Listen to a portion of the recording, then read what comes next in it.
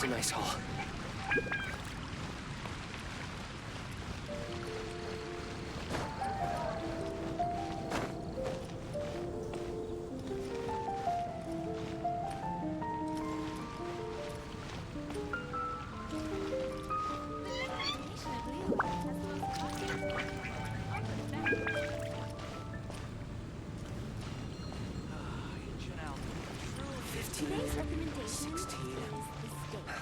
That's a nice haul.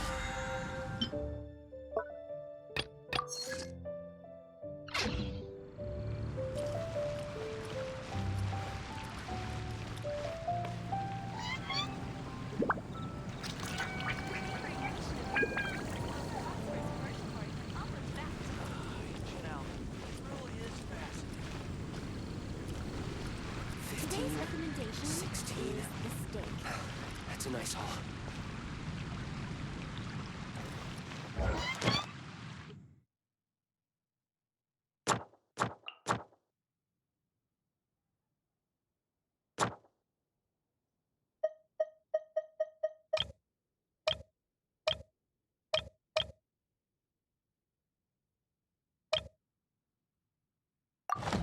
I created another universe and founded Paradise.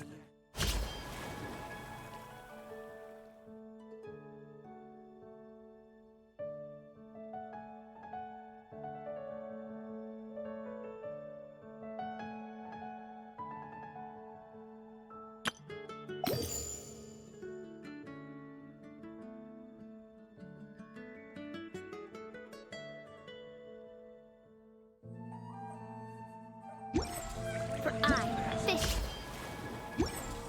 and the Prinzessin differ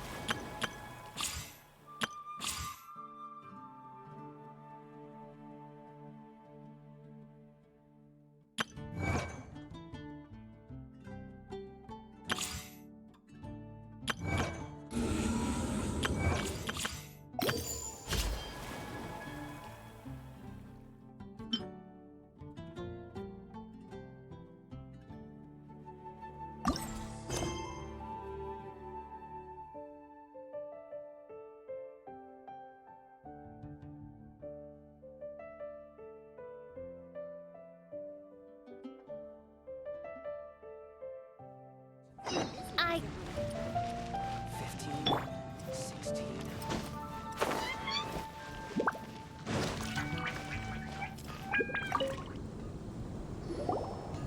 Ah, traveler. It so happens that a friend of yours asked me to pass on a message when I saw you. Someone left a message for us? Huh, who could it be? My beloved retainer.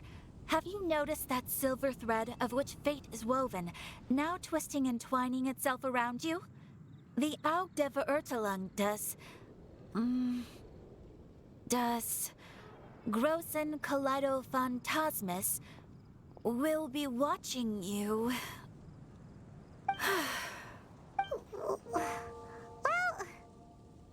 Apologies.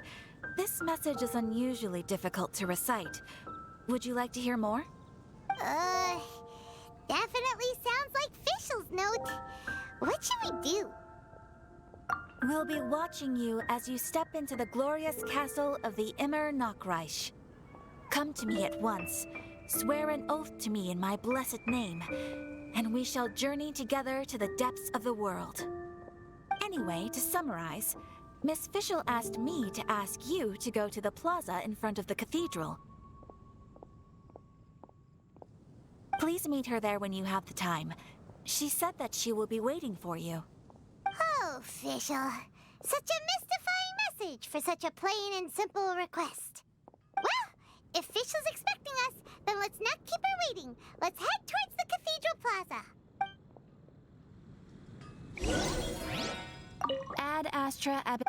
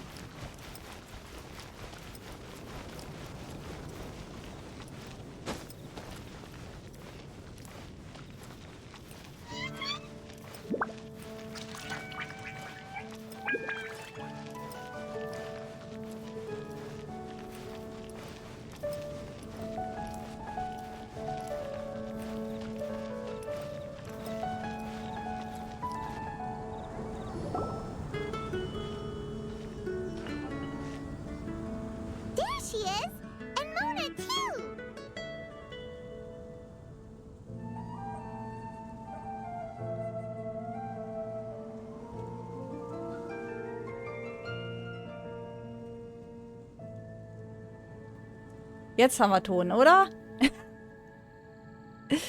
Ach, das gibt's doch nicht. So, jetzt haben wir Ton, liebe Leute. So. Was machen wir jetzt? Begrüßen wir uns euch nochmal alle? Wie lange haben wir jetzt gemacht ohne Ton? 10 Minuten ist okay. Passt schon. Jetzt ist der Ton wieder da. So, liebe Leute, hallo nochmal. Jetzt haben wir Ton. Ich vergesse immer nochmal nachzuschauen, weil irgendwie verarscht mich immer dieses Capturing-Tool. Warum auch immer. So, liebe Leute, guten Tag nochmal. Herzlich willkommen in meinem kleinen Eckchen auf Twitch, wie immer. Schaut, wenn ihr auf YouTube später reinschaut, unten in die Beschreibung.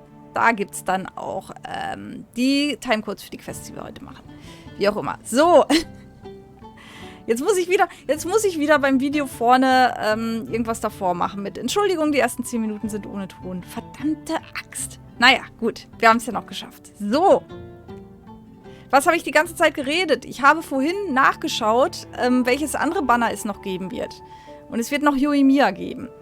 Und Yoimiya will ich zwar auch haben, aber nur, weil ich den Charakter mag. Eigentlich nicht, weil ich ihn brauchen kann. Da ist Kazuha wahrscheinlich eher was, wo ich drauf rollen sollte. Aber mal gucken, das machen wir dann später. So. Welcome, welcome, most loyal attendants of the Prinzessin. Hallöchen.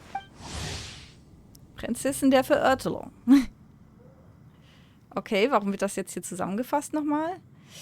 Ich bin Fischl, Prinzessin der Verurteilung, aus dem Immernachtsreich und bin dem Ruf des Schicksals gefolgt, um hierher zu kommen. Ich beobachte und webe die Fäden des Schicksals gemeinsam mit meinem Freund Ost, Tag ein und Tag aus. Es tut mir leid, aber Fräulein Fischl, die Ermittlerin der Abenteurergilde von Mundstadt, spricht immer etwas schwer verständlich. Ein freundlicher Hinweis im Namen der Abenteurergilde. Bist du dir nicht sicher, was Fräulein Fischl meint? Schaue bitte im Fischl-Wörterbuch nach oder frage direkt ihren Begleiter, Herrn Oss. Insgesamt ist Fräulein Fischl eine zuverlässige Ermittlerin. Ich wünsche euch eine gute Zusammenarbeit. Okay. Which one is it? Retainer or attendant? Make up your mind. My apologies. Mein Fräulein tends to use exaggerated expressions when she's in good spirits. Hey, Fischl! You were looking for us, right? Sounds like the fun started without us. What's got you in such a good mood? Lange nicht gesehen, Leute. And so, the whisper of eternal night summons you back to my side. Splendid. What a blessed reunion. A boon from beyond the eventide. Come, partake of this joy with me, my subjects. Traveler, Paimon, it's a pleasure to see you again. Mein Fräulein and I extend to you our most sincere greetings. Paimon wants to say a proper hello too, but Paimon has no idea how to... A normal person in this situation would simply say, "Hi, traveler, how have you been?" Danke, wie geht's? The traveler and I are like intertwined stars in the vast galaxy. You of all people should very well know the fate foretold by this meeting. Precisely. Lady Magistus, please refrain from such unimaginative utterances. Lady... Du hast schon wieder einen neuen Spitznamen? Lady Magistus has long since become a citizen of the Immernachtsreich. Ah. She has been serving as court archmage under one's command for some time now. Na, wenn sie das sagt. That's just my surname. Don't mind that. This is so embarrassing. You're here because Fischl asked Catherine to ask you to come, right? Indeed so, my archmage. Did even this appear in thy divination? Why, your powers are truly dangerous. Oh, for the love... No, of course not. You told me yourself that you'd left a message with Catherine. Excuse me.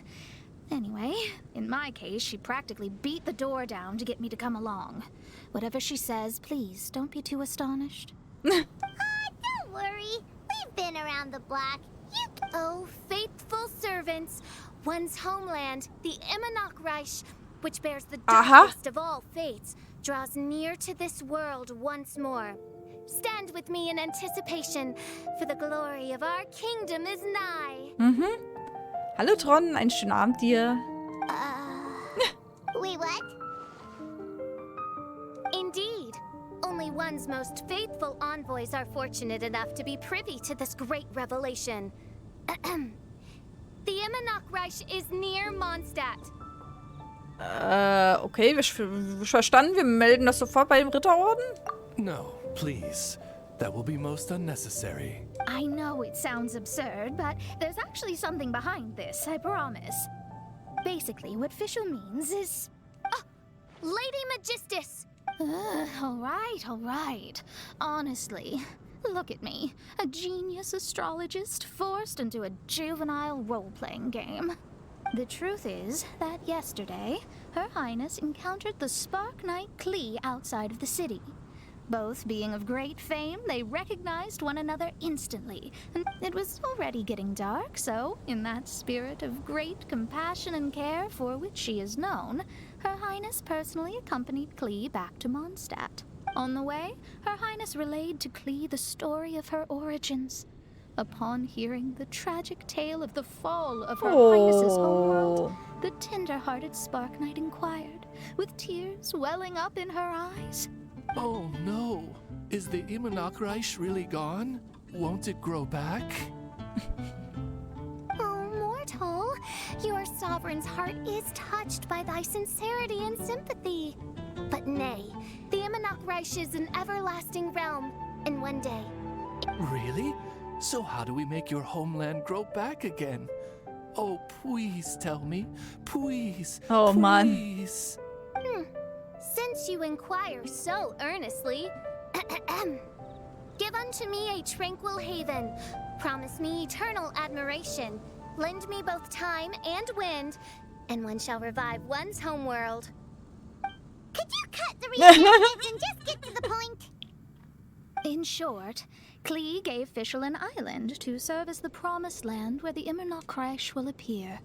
I didn't believe it either at first, but then I saw this letter. Oh nein. An Eure Hoheit, die Prinzessin der Verurteilung aus dem Immernachtsreich. Ich bin eine Hexe, die in den Bergen von Teil unterwegs ist. Ich habe mir nur deshalb erlaubt, euch zu schreiben, weil ich von meiner jungen Tochter gehört habe, dass euer großes Königreich zerfällt und ihr nach einer Möglichkeit sucht, es zu retten. Weit draußen auf dem Meer liegt der Goldapfelarchipel. Wenn dieses herrenlose Land doch nur die Pläne des Immernachtsreichs unterstützen könnte. Providence has gifted Mein Fräulein with an excellent opportunity. Esteemed traveler, as Mein Fräulein's cherished retainer, you deserve to bear witness to this grand moment with us. This island looks kind of familiar. Traveler, curtail thy umming and awing at once. The throne of the Nachrisch calls for me. Come, be my blade, clear the way, and witness what is to come. I think she just wants to invite you along to the island with her. That being said, I have a feeling that I'll be better off not performing any divination where that island is Ja, concerned. besser ist das. Huh? Why not? Klee is involved in this, which means her mother is probably involved, which means that old hag is involved. Thanks, but no thanks. Was braucht Eure Hoheit von mir? You, who have traveled to the farthest reaches of the world, fathom the celestial path of stardust in the palm of your hand, and witness raindrops converge and become one with the undercurrent of destiny. Was You- hab ich? Yes, you. Must chart the course that leads the way to the land promised to Mein Fräulein by fate. Oh, Fischl doesn't know the way there. Ich wusste es doch. Nimm Google Maps, verdammt. Since thou asketh for our help, Paimon can telleth you that we are good friends with the Spark Knight Klee, the guides of destiny. Paimon, du. Come on, just play along. Nee, komm. Jawohl, ich bin der Einzige, der das Sternmeer überquert hat. Behold, the Watcher, the Guide, the Weaver of Dreams, the Traveler. Excellent, most excellent.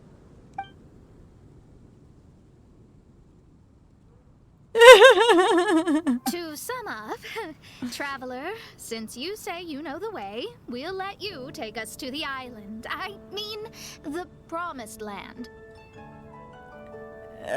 Megistus, überlass es mir. Oh, good, fine, done. Right now, Lady Magistus needs to go home to pack her things and catch up on some sleep. Your Highness, your other distinguished selves, let's meet at the city gate at 9 o'clock tomorrow morning. Very well. Then it is settled. One blesses you with an undisturbed slumber, Lady Magistus. You too, Traveler. Mein Fräulein means to say, good night. See you all tomorrow. About darn time. Good night.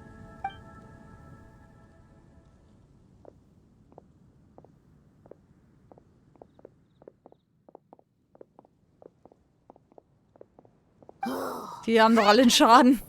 Busted. You all have proper rules. How come Paimon has to be a clock on the wall in the royal palace? Cuckoo!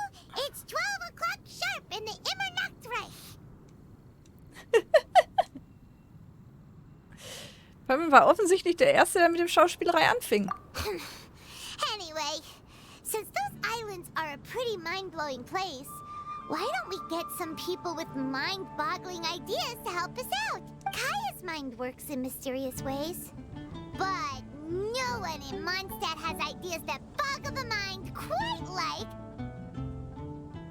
a certain somebody who's definitely going to be in the tavern at this hour. Okay, Taverne. Der Dings, der Dialog?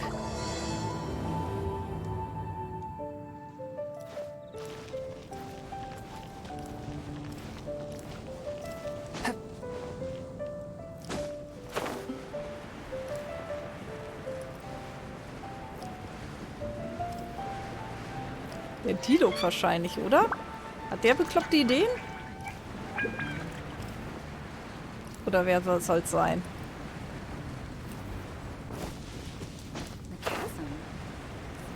Oder Lisa. Lisa hat auch bekloppte Ideen.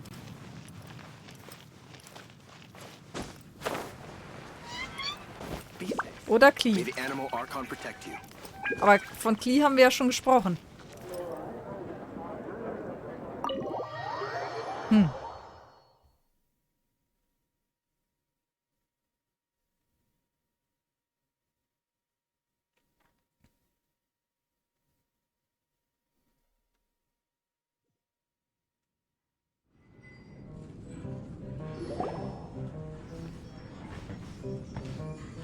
We're here, Tone Deaf Bar.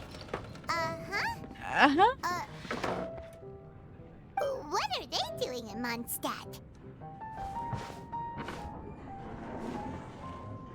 Well, look at that! You're really here. Come on, take a seat and join our delightful conversation. Wow, Traveler, Paimon! Speak of the devil, we were literally just talking about you. Truly a curious coincidence. Kazuha? Xinyan? What are you doing here in a Mondstadt tavern? And how'd you end up having to share a table with the Tone Deaf Bard? Tone Deaf Bard? Now that's a fun stage name. It seems like you're a pretty well-known singer, fella. Though sadly not a rock and roll singer, or we could perform a duet. So, you all know each other. My newfound friends are my old friends' friends from afar. How fantastic. Oh, this is a rare opportunity indeed. Oh, we should form a poetry club and call it, the Free Poet Society, or Name der Club der freien Liebesgedichte. Aha. Seid ihr aus Lier gekommen? I felt like getting out and finding some new inspiration for my songwriting. Kazuha felt like going on a trip too, so we figured we'd travel together. Last month, Beto held a big booze-filled party called the Drink Till You Sink Championship. And she put me in charge of the music. And that's where I met Kazuha.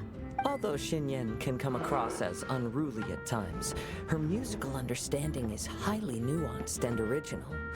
Safe to say, our shared appreciation for music struck a chord in us both. Oh, you can say that again. In Kazuha's hands, even a leaf becomes an instrument. That makes him an expert among my friends. Die halten ja viel voneinander. Starting from Liyue, we passed through Stone Gate and kept going till we came into Mondstadt. Then along the way, we saw this really awesome manor. It was... Oh, yeah, we know the one. Our friend owns that place. Really? Y'all sure have a lot of friends. Well, whoever it is that lives in that fine place must be really loving life, huh? Guess so. Similar souls tend to attract each other. Traveler and Paimon, you must have exceptional taste, just like that friend of yours. Wow, you're too nice. Unlike some people who only ever seem to poke fun at Paimon.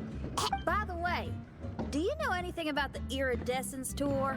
It's supposed to be huge. Rumor has it that all 7 nations of Tevat are gonna be involved. Regenbogentour? Keine Ahnung. Well, so far it's mostly just empty promises. Anyway, it's supposed to be a Ach, music das festival. Ding, wo sie von The erzählt organizer hatte, ja. really did a number on me last time.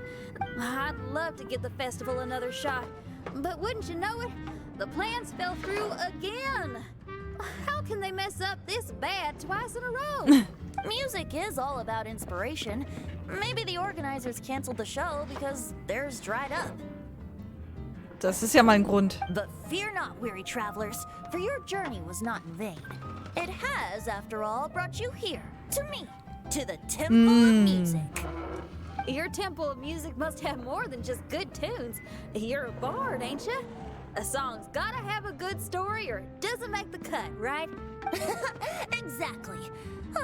You understand the meaning of being a bard so well. To express my gratitude, I will even share one of these stories with you. Oh, you're a funny fella. Are all bards like you? I've met many bards during my travels, but none of them are as entertaining as you. Aha. I'm sure it all comes down to the richness of my imagination and, by extension, the poverty of theirs. Ja, And on that note, here is a fantastical tale that is sure to delight you all. Mhm.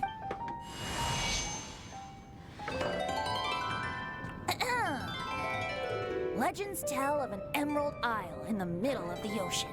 There, the Dodo King and his people live a blissful existence. Ja, das kommt mir bekannt vor. When a Dodoko is born, it dives into the water. Some learn to swim.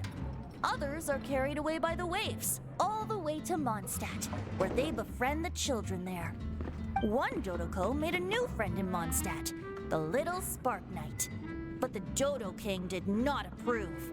He demanded that the little knight come to the island and prove herself to him. Ja, so ist es gelaufen. So the little knight, together with her most important friend in the world, braved the wind and waves, finally reaching the middle of the ocean. But Dodo King was not there. Dodo King had lied. Das war wahrscheinlich gerade in der Passage, glaube ich, wo mein Mikro noch ausgeschaltet war. Das Ganze basiert natürlich auf der Insel, die es letztes Jahr schon gab. Das Gebiet, das Goldapfelarchipel, gab es letztes Jahr schon begrenzt. Und wenn ihr schauen wollt, wie da das Event war, könnt ihr da sehr gerne in meine Playlist gucken auf meinem YouTube-Kanal. Da ist auch das Video für das Goldapfelarchipel von letztem Jahr. Ich weiß nicht genau, welche Folge es war, aber ihr werdet es rausfinden am Thumbnail gegebenenfalls. Gibt es ein Thumbnail, wo einmal groß der Blick auf die Inseln ist. Wenn ihr wissen wollt, wie es damals gelaufen ist, habe ich alles da. There was no trial by fire or interrogation. The little knight's mother, who was a mage, had built an entire summer city there as a gift to her daughter. Summer is the season of love. It is the time for freedom and fun.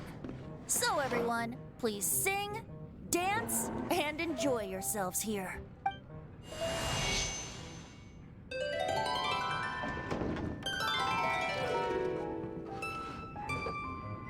The end.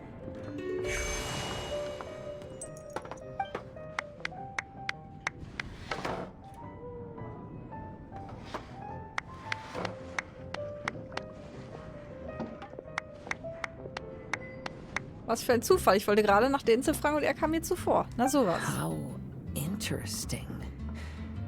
I now have the urge to visit that island myself. This is the thing about traveling. You can't plan ahead. Better to leave when the mood takes you and go where the heart leads. I'm glad you liked it. Well, there's wine on the table, and I have stories to tell. Seems like fate is feeling kind today. Here's to music. Come on, traveler. Don't worry, if you don't like wine, there's juice as well. Ja, ich nehme Saft. In that case, I'll have a glass of juice. This one. I like the color. Okay, du suchst Saft nach Farbe aus. Auch eine Möglichkeit.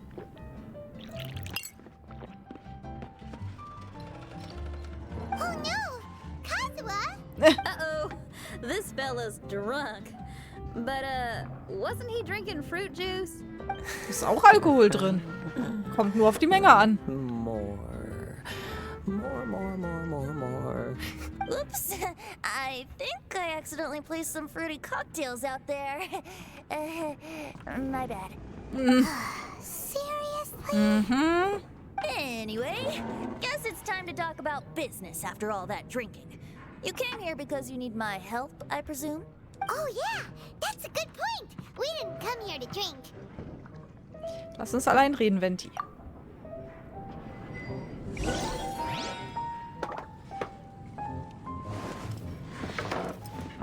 What would you like? Nach oben.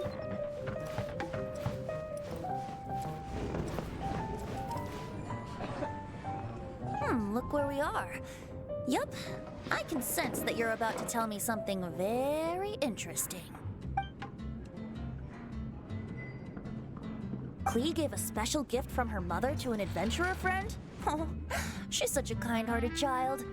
As I'm sure you've already guessed, that letter is most definitely written by Alice. Ja, von Klees Mutter.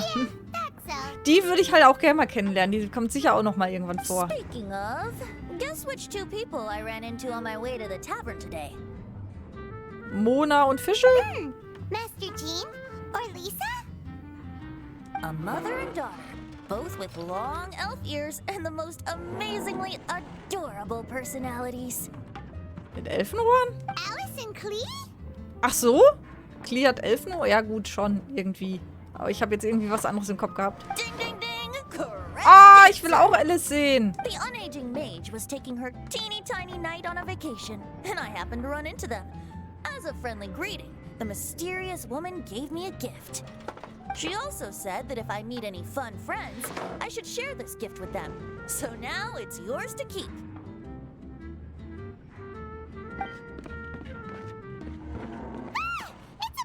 Minus the fuse, so don't worry, it's not going to explode. Come on, take it. This way we can talk to each other just like this, even when we're apart. Über eine Bombe, wo er den Docht rausgezogen hat. Die können wir jetzt als Walkie-Talkie benutzen? Habe ich das richtig verstanden? Das ist aber beeindruckend. It's called a dodo communication device. Aha. And it allows people to stay in touch over vast distances. However, you can't just use it anytime you want, and there's also a limit on the number of times you can use it. That's why it's currently only available to a certain select few. I heard that the inspiration for this comes from another world. Alice is always full of surprises. She and Klee asked me to tell you. Please take this with you when you depart for the island. No, wait, the promised land with your friends. And have fun. Don't worry about how to get there. The organizers of this vacation have made arrangements. Turn right after you exit the city gates, and you'll see something that will make you very happy. Aha. Nach der Brücke rechts. Sounds like the two of you are in cahoots over this. Of course not. Is that really the sort of person you think I am? Traveler, you're my friend. And as your friend, I just want to give you something that'll make you happy. How can you think this of me? Gut, ich werde gehen. Fair enough. The tone-deaf guard does like to joke around, but he's still one of our best friends. Besides, a vacation sounds great. Actually, Kazuha and Xinyan seemed pretty interested in coming on this trip too. Let's ask them if they want to join us.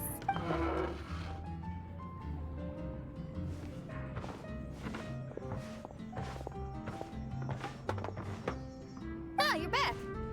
Poor Kazuha's still out for the count. Seems like he can't handle alcohol so well. Ey, das ist doch Körperverletzung, ist das. Xinyan, do you want to come to the islands with us? Adventure. Can't. Na, wenigstens schläft er nur. Huh? He doesn't want to go anymore. He seemed really interested just a moment ago. Can't miss the adventure. Kazuha might act mature, but deep down he's just another youngster eager for new experiences. That must be why he didn't think anything of the fruit juice earlier. Well, all the more reason for you to join the island trip. You know, a lot of people have praised the beautiful scenery there. Even bards. Okay, sounds like a plan. How do we get there? Someone's got it covered, apparently. There'll be a few others joining us on this trip, and we're meeting at the city gate tomorrow morning. We'll wait for you. Wach auf, Kazuha, wir machen einen Ausflug. Ja, ich... Oh, yeah. They don't know Fischl yet, do they? Okay, so here's the deal. There's a princess from a faraway land and her retinue who are... Paimon, don't get me wrong. I'm just asking to make sure. But from the way you're plugging this trip so hard, did the Iridescence Tour folks put you up to this? Nee, was hatten die jetzt damit zu tun? After all, canceling the Iridescence Tour after people already made the trip, That's kind of the same thing as tricking people into going traveling, eh? Was hat denn das jetzt damit zu tun? Why won't anyone believe Paimon? Don't worry about that for now. You'll all have the chance to get acquainted with each other tomorrow morning. Whether you're a princess, a retainer, a talking raven, a samurai, or a musician, you're all VIP guests of the island on your summer vacation. And that's what counts, right? I'm sure looking forward to it. Okay, ja. Willst du auch kommen, Venti? I'll have to pass. I have some work to take care of. Was hast du denn zu You arbeiten? serious? The Toad Deaf Bard actually has plans to do some work? I promised a young lady with cat ears and a cat tail that I'd sing at her tavern to boost business and beat the competition. Ah, yes. The competition being this place, which has six-fingered Jose. Ja, bei Diona. Aren't you allergic to cats? Yup. I can always sing on their roof. She told me that as long as their sales surpass their competitor, there's a whole month's worth of wine in it for me.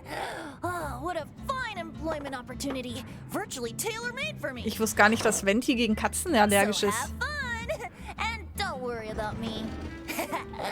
I feel like this summer is going to be a very interesting one.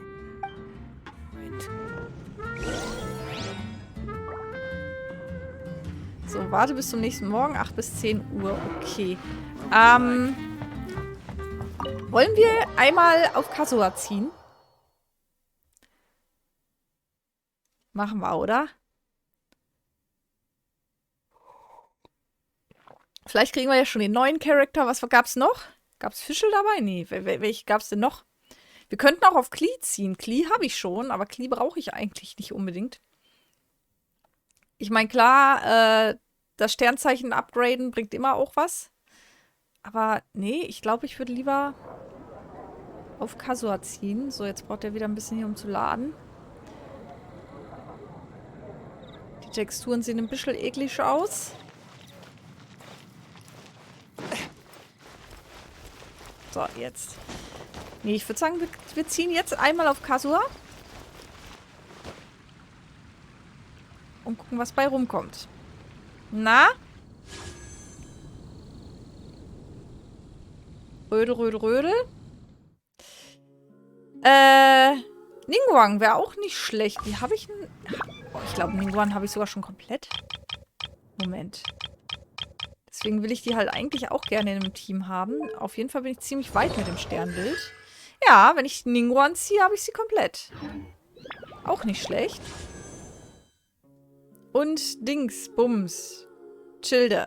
Nee, du bist nicht Childe. Wer warst du noch gleich? Mensch, langsam komme ich mit den Namen nicht mehr mit. Dich habe ich aber auch schon. Hier. Thoma. Thoma. Ganz vergessen. Oh, Entschuldigung, Thoma. Tut mir sehr leid. Du bist mir eigentlich sehr sympathisch. Da, ja. Schadet auch nicht, brauche ich aber nicht unbedingt. Also eine Ningguang wäre nett. Mehr braucht's nicht. Und den neuen Charakter, dessen Namen ich immer noch nicht kann. Aber gut, also 10 auf Kazuha. Einmal feste Daumen drücken. Und ab dafür. Okay. Oh, Gold. Gold. Ziehen wir Kazuha oder ziehen wir was anderes? Ich habe den letzten 50-50 gewonnen. Bisher habe ich, glaube ich, alle 50-50s gewonnen. Aber irgendwann ist ja mal das erste Mal, dass wir was anderes ziehen. Wir haben Gold dabei. Es ist spannend. Oh. Ein Thoma. Du bist nicht Gold. Aber nehmen wir gerne. Tada! Ein Kazuha! Ich habe bisher kein 50-50 verloren, glaube ich. Krass. Ja, perfekt. Kazuha gezogen. Alles tutti. Dann kann ich ja den Rest jetzt auf Yoimiya sparen. Sehr gut. Machen wir. Sehr, sehr fein.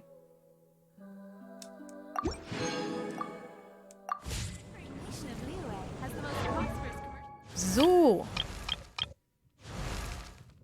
Thoma können wir upgraden. Habe ich eigentlich so nicht wirklich Verwendung. So, Kazuha funktioniert angeblich in jedem Team. Also in so ziemlich jedem Team. Da muss ich jetzt einfach mal schauen, wie ich den am besten skille. Die Windcharaktere werden mir tatsächlich immer sympathischer. Auch wenn ich sie immer nur so sporadisch einsetze mal. Und eigentlich noch kein wirkliches Team mit Windcharakteren habe. Gut, ich plane ja eins. Ach du Schande, was ist denn hier los? Ganz viele Ausrufezeichen. Ja, noch ein bisschen Urgestein. Neues beim Händler. Ach ja, da gibt es jetzt vermutlich die neuen Figurenzierden. Genau, das wird sein. Höhepunkte der Version. Heart be pure. Evil be erased. Nee, da muss ich einfach mal schauen, was man jetzt für Kazuha nimmt. Was wollte ich euch denn? Ich wollte eigentlich euch nochmal meine geplanten Truppen zeigen. Ja, das hier ist meine Standardtruppe. Das hier ist jetzt, das wäre jetzt die mit Xiao, wofür ich Xiao unbedingt haben wollte. Alternativ zu Ningguang könnte ich auch noch andere Erdcharaktere nehmen. Mir fällt es nicht mehr ein, was da noch die Alternative war. Ich habe es alles nachgeguckt, aber ich habe es nicht mehr im Kopf. Das wäre so das die Wind-Erd-Kombi, die ich gerne hätte spielen wollen, mal testweise. Das hier natürlich, mein Zweiteam, wird immer besser. Macht auch immer mehr Spaß, je besser ich mit den Artefakten hier auch mit den beiden werde. Und hier wäre noch mein Erdteam. Ich finde es schade, dass wir nur 3 Teams hier planen können. So langsam würde ich gerne... Nee, 4 Teams, nicht 3. So langsam würde ich sehr gerne noch ein 5. Team zusammen planen. Aber gut, man kann es ja auch manuell zusammenstellen. So ist es ja nicht. Aber ich finde es halt einfach praktisch, wenn man die hier so schnell auswechseln kann. Das hier wäre quasi mein Team, mein pures Erdteam, wo ich hier halt den Itto eigentlich gerne genommen hätte, weil Noel habe ich noch nicht auf C6. Noel ist wohl am stärksten auf C6. Ja gut, alle sind am stärksten auf C6, aber Noel ist vor allem brauchbar auf C6, weil sie dann auf Verteidigung auch gut geht. Das sind so die Teams, die ich plane. Momentan. Hier, das ist irgendwie so halb. Das ist eigentlich schon sehr solide. Damit bin ich auch durch den Abgrund schon. Ich habe endlich die Stufe 12 vom Abgrund, wisst ihr ja. Und das hier natürlich mein Standardteam, weil am besten ausgerüstet. So. Was war jetzt unsere Aufgabe als nächstes? 8 bis 10 Uhr warten. Das kriegen wir irgendwie hin. So.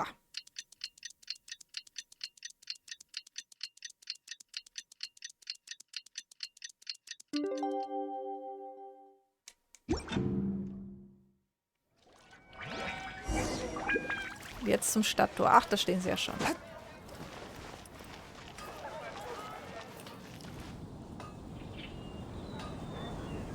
Jo, dann. Today is the day of one's reckoning with fate, as foretold by the night sky. Humiliation suffered in the past, the shame we have carried all these years. One bids you adieu, for today it is time for Retribution. Also ich muss ja zugeben, ich beschäftige mich nicht so detailliert mit den Hintergründen der Figuren. Zumindest nicht diese Zusatzinfos, die man kriegt. Nur was hier aus dem Story-Mode kommt. Fischl verwirrt mich gerade ein bisschen. Also die roleplayt eigentlich nur die ganze Zeit. Ich meine, sie roleplayt ziemlich hart, ja, doch. Aber ich dachte, dass zumindest ein bisschen was dahinter stecken würde. Aber anscheinend spielt sie das wirklich nur komplett. Mein Fräulein, if I may be so bold, that final phrase did not sound like one of your own. Of course it wasn't. I just overheard it from someone in the city. I mean, thy prinzessin is merely drawing on the wisest and courageous sayings she has heard in the land to signify the importance of this day. Let me see. Huh. It really is someone else's catchphrase.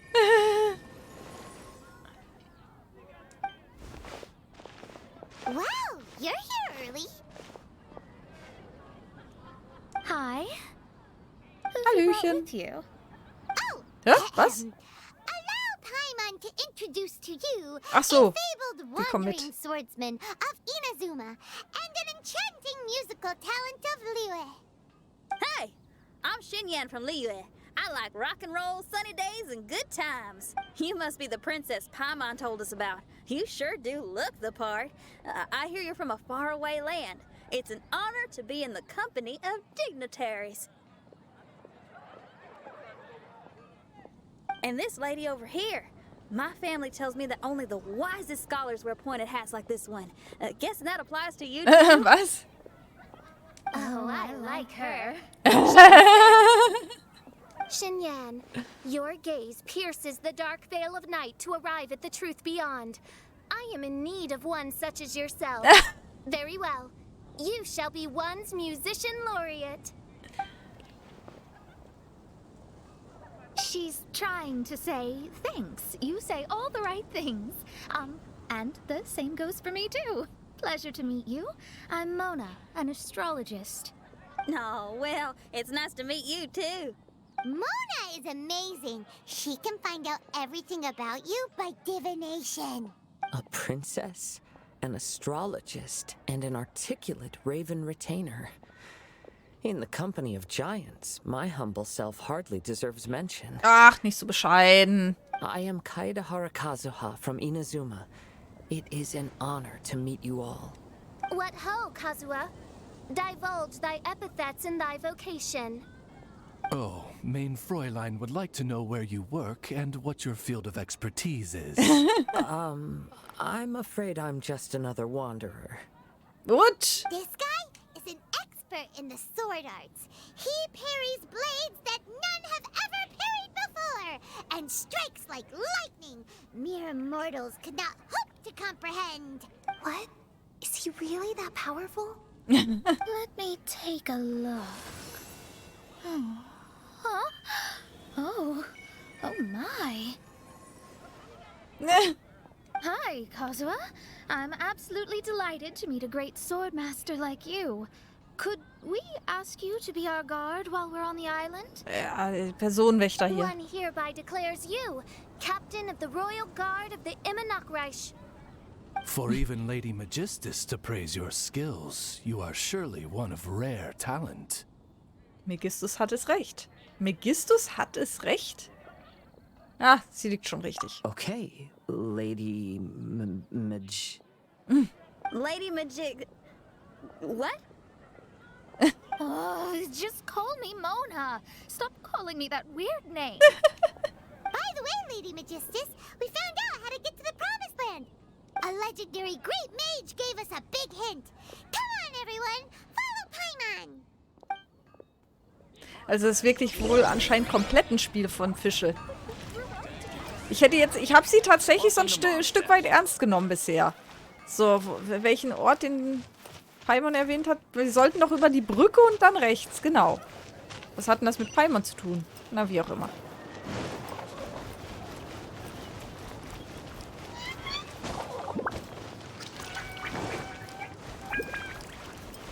Ist das immer noch die gleiche Quest?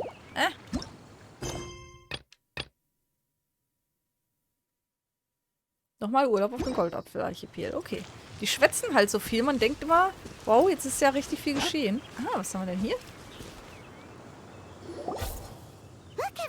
Ist ja auch schon fast eine Stunde rum. Was ist das? Ich hoffe, es ist ein Heißluftballon oder so. Was zur Hölle? Somehow, I suddenly don't feel like going anymore. What a unique little thing. Looks kind of like Guoba, doesn't it? Wie Goba? Guoba. Is he the magical creature at Wanmin Restaurant? Now that you mention it... Nee. To be honest, even Paimon isn't so sure this can take us to the island after all. Was soll das sein? I see. Only by meeting the lowliest of ends can we arrive at the Immernachtreich born anew. Oh, behold, the doorway cloven by thundering retribution. By such means as I once descended into this realm to bring retribution, do I now venture into the next. Come, Oz, lead the way. I will enter first. Mein Fräulein need not worry. Was? He's in. And now he's gone. Why, This truly is the path of retribution that leads to the Promised Land. Maybe I should just do a quick reading for safety. Lady Magistus, it's fine. This is Alice's creation. It's totally safe. Oh, right, I completely forgot. Alright. Ich will diese Lady Alice mal treffen. Ob die später ein Playable Character wird? Was meint ihr? Könnte sein, ne?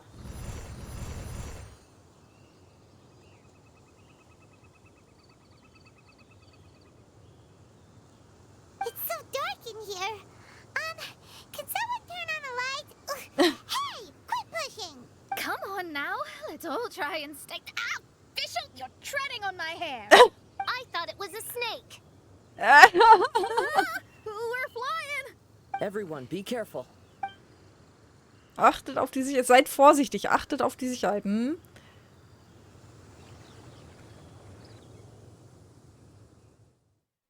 Na, kommt noch was? Es lädt. Es lädt. Okay.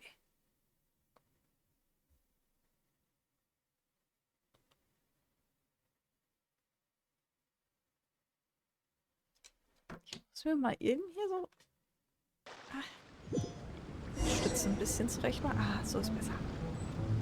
Das ist so ein Mühe zu weit vorne gewesen. We finally landed. What was that all about? What a beautiful place. The wind is soft and the ocean is calm. And a pleasant scent blows on the breeze.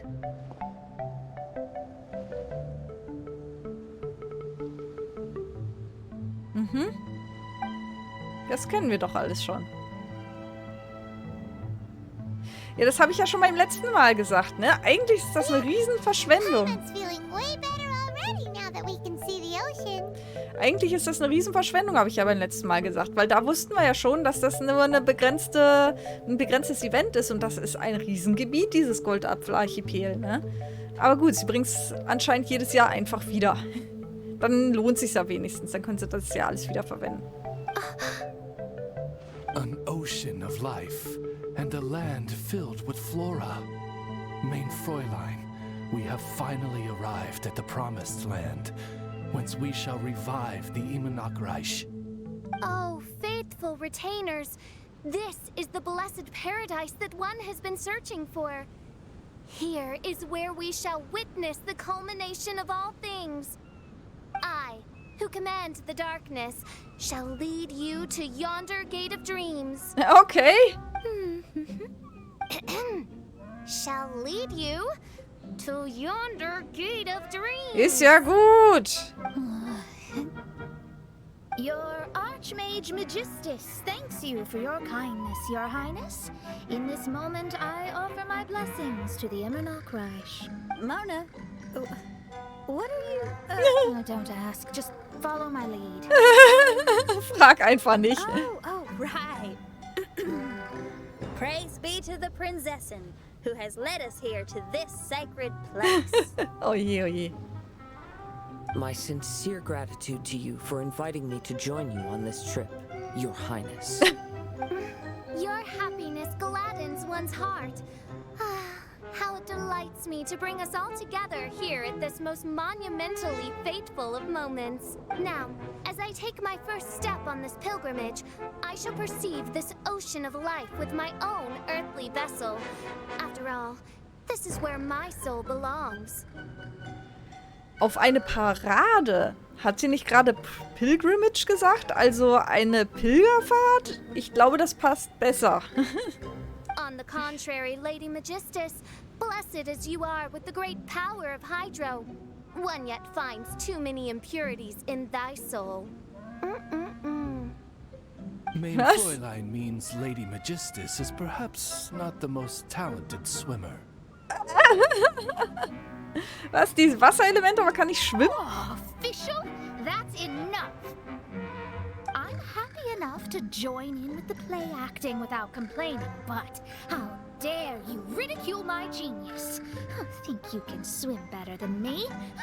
I'll bring you to your knees, young lady. Oh my, Mein Fräulein. Steel yourself, Mein Fräulein. Waren die jetzt Oh yeah! Swimming race! Whoever comes in last is ein Schwimmwettbewerb? Okay. Aha. Challenge accepted. Heed my words, lowly Lady Magistus. You shall pay for your foolishness for as long as you live. Aha. Ridiculous. I've never lost a single swimming race in my life. Bring it on. First one to run to the beach wins. Okay. Legt mal los. Are they serious running? I thought they were gonna swim. Mach nichts. Glück ist das Wichtigste. I take it you have no present plans.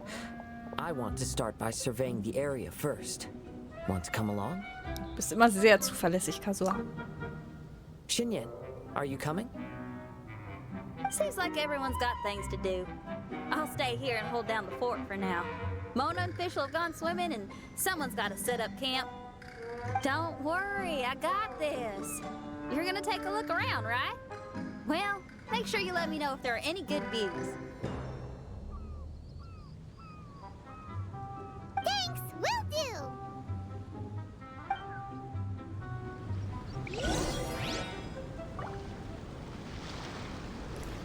Okay, nochmal. Was, wir sollen jetzt... Moment. Wir sollen zu Kazuha. Wo ist Kazuha jetzt hin? Moment mal.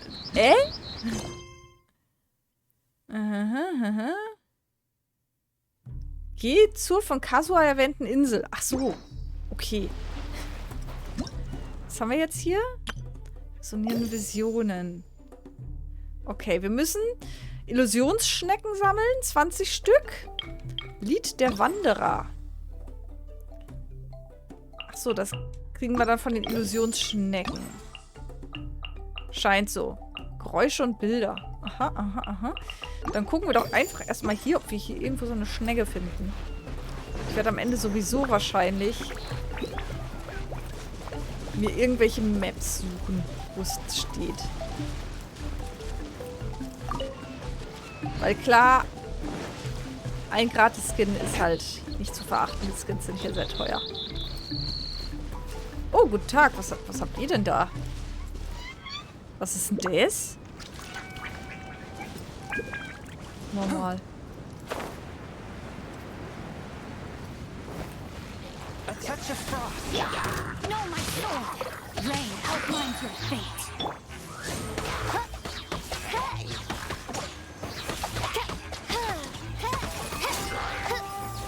Was ist das?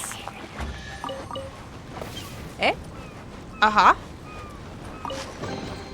What trinkets ist da alles lie veiled drin? within this desolate plain?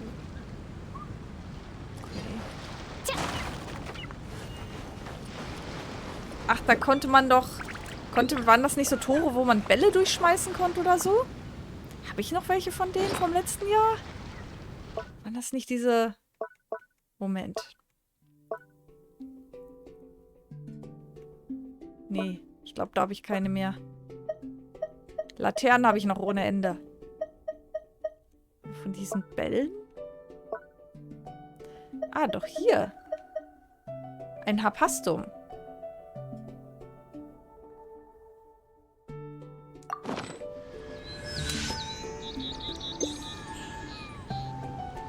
So.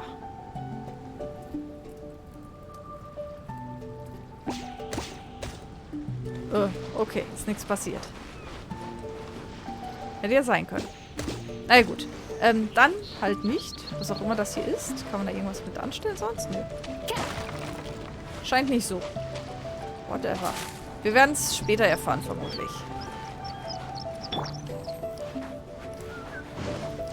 Dann holen wir uns jetzt ein Bötchen und folgen Kazuha.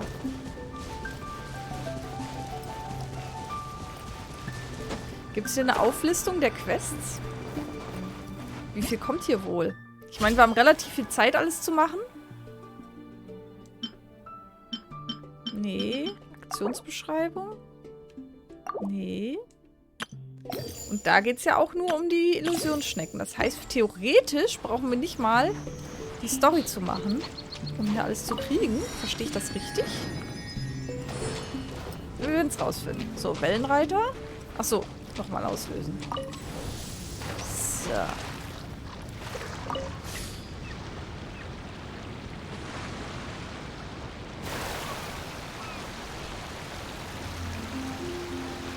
Ich weiß nicht. Also die Insel hier kenne ich, ja.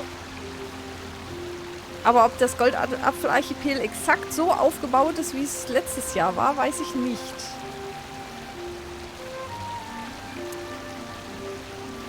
Könnt ihr ja mal fragen. Wie gesagt, ich habe auf meinem YouTube-Kanal ein Video, also die Aufnahme, den Stream von letztem Jahr in meiner Genshin Impact Playliste. Da könnt ihr gerne mal nachschauen, inwieweit das ähnlich aussah. Aber ich finde, es sieht sehr ähnlich aus, zumindest vom Aufbau her. Das muss aber nicht heißen, dass es wirklich genau dasselbe ist. Das ist ja meilenweit weg, ey. Da bin ich ja ewig unterwegs. Das war auch das erste Mal, dass das Boot eingeführt wurde. Das war noch vor Inazuma. Guck mal, da gibt es eine Truhe. Können wir was wegballern? Jawohl, komm, wir ballern was weg.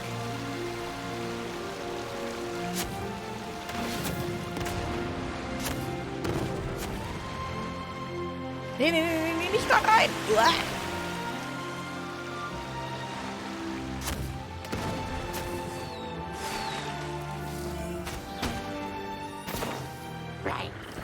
Swift and merciful, from whence you came. Plups, da lagen sie im Wasser. Der lebt noch? Mist. Damn. Ich hätte nur warten müssen. So, haben die hier noch was gedroppt irgendwo? Nee.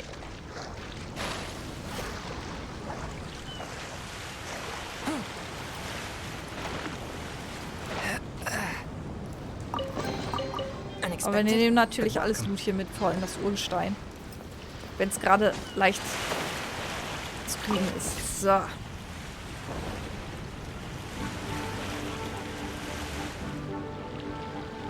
Na, ach nee, nein. Oh. Wendekreis wie ein LKW. Kann ich das nicht? Doch, jetzt. Bolzenspitzen brauche ich nämlich. Das ganze Hirlichholgut brauche ich nicht. Sagt mal, aber was mir aufgefallen ist, bilde ich mir das nur ein? Oder droppen wirklich sehr viel mehr Items seit dem letzten Update pro Gegner? Also ich bilde mir ein, die droppen total viel jetzt. Die droppen von allem Möglichen gleich mehrere Sachen. Das macht mir das Grinden deutlich einfacher. Es war nämlich langsam wirklich mühsam, wenn man auch viele Characters zu bearbeiten hatte und so. Und dann haben einen ständig die Drops von den Monstern gefehlt. Und die haben so wenig gedroppt. So, hier haben wir noch so eine Insel.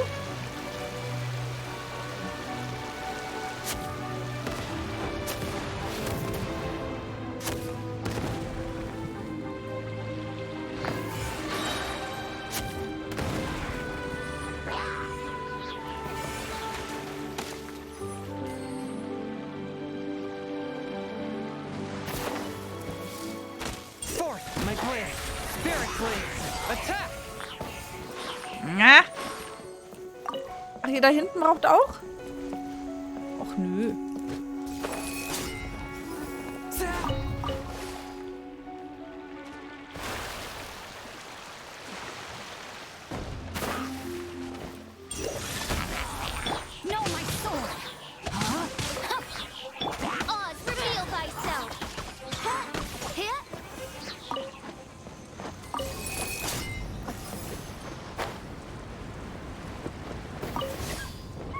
So.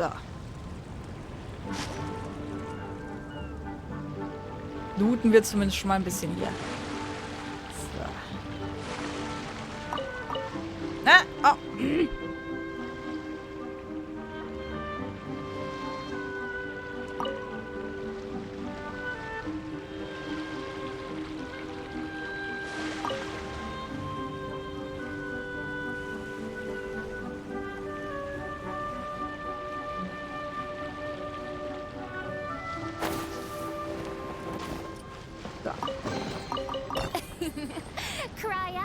illustrious Oh, da ist name. noch mehr Loot da hinten. Aha.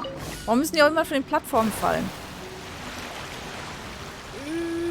Rum, bum, bum. Hier. Ah.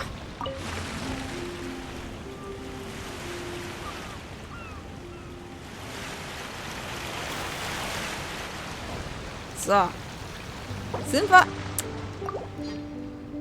Ich versuche immer die Map mit dem Touchpad aufzurufen. Das macht man halt in Horizon.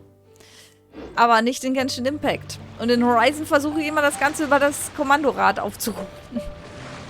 So, hier haben wir doch schon mal einen Wegpunkt.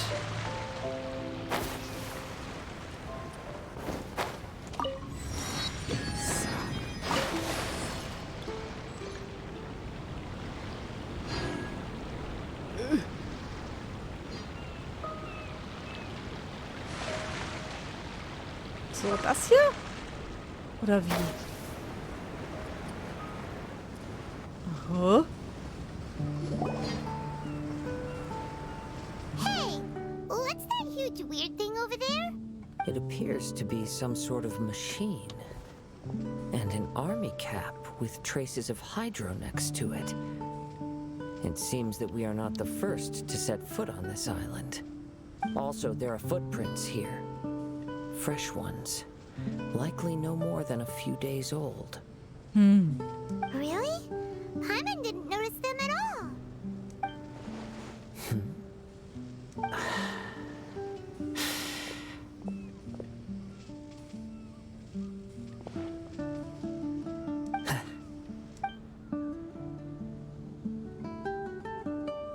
Traveler, Paimon, stay alert. Okay. Why? Did you see something? Someone was here. And they're still nearby. Judging from the scent, they're visitors here like us. Bist du ein Hund oder was? Wie riechst du denn das? Other people here? Oh, Paimon's scared now. Come on, we need to track him down. Es gibt Beulen so zu bremsen. Ah, Vollbremsung. Immer eine gute Idee. The cap had traces of hydro on it? Then let's follow the traces of elemental energy. Was? Okay. Aha.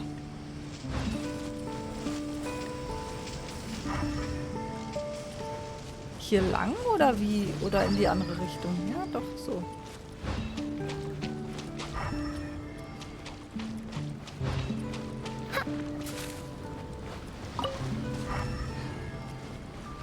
Mit We're Hydro. close.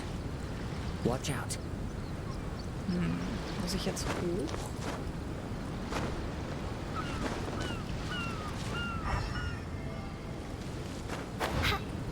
Oh. Der da?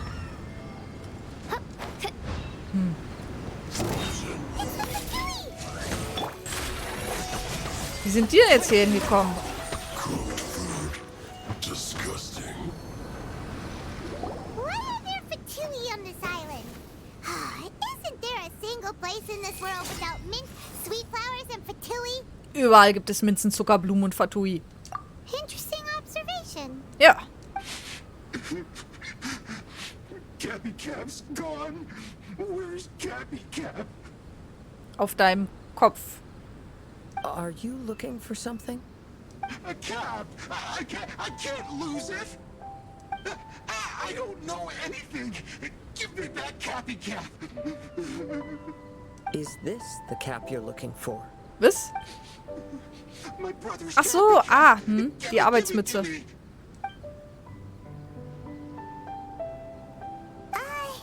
This guy is not the sharpest sword in the sheath.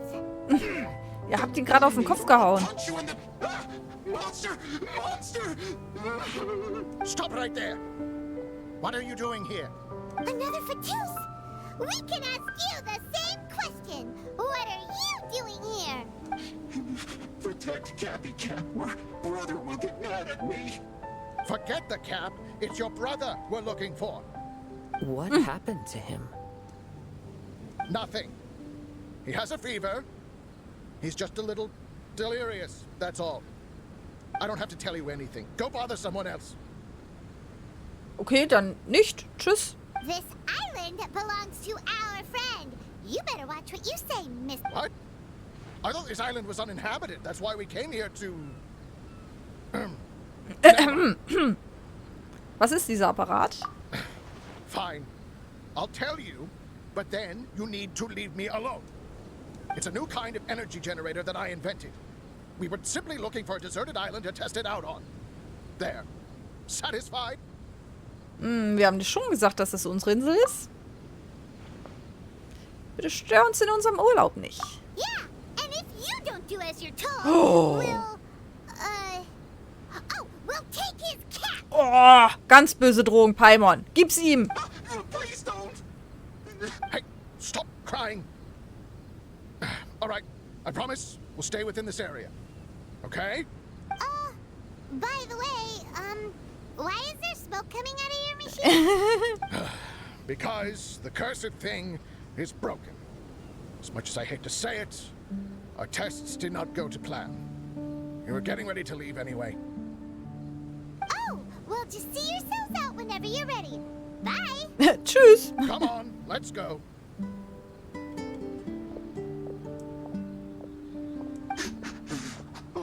Okay.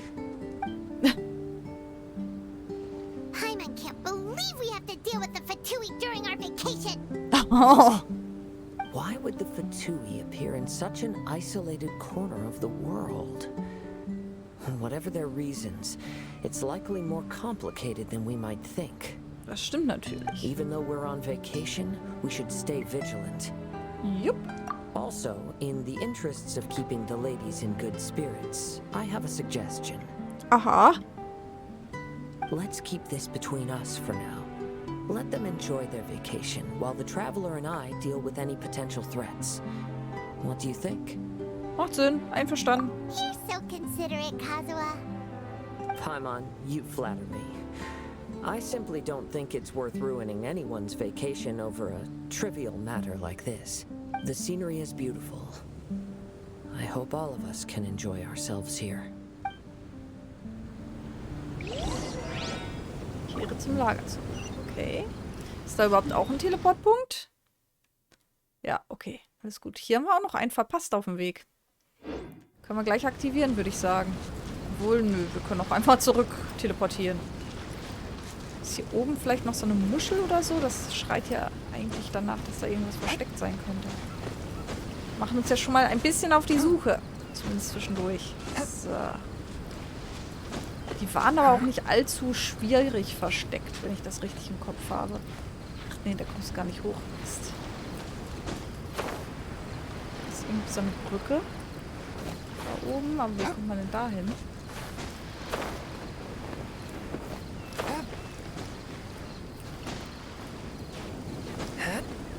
Ah, von hier vielleicht. Und? Ja, könnte hinhauen.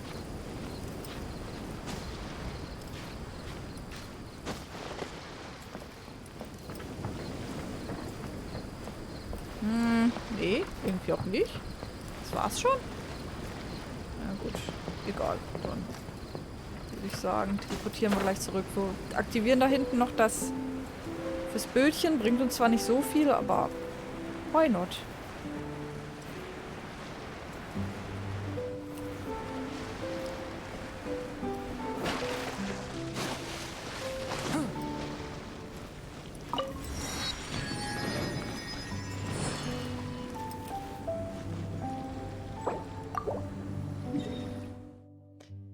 So, also wieder zurück.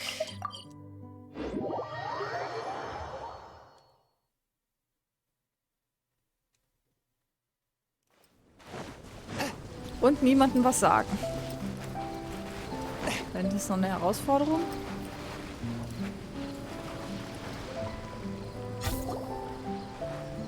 We're back! Just in time.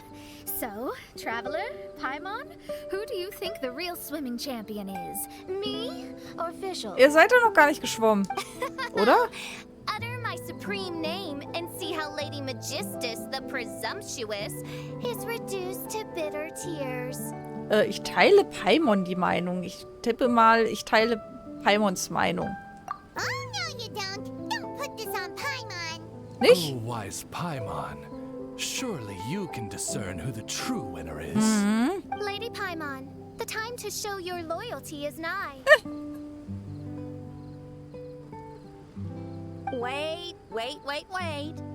Shouldn't Paimon get some food in her first?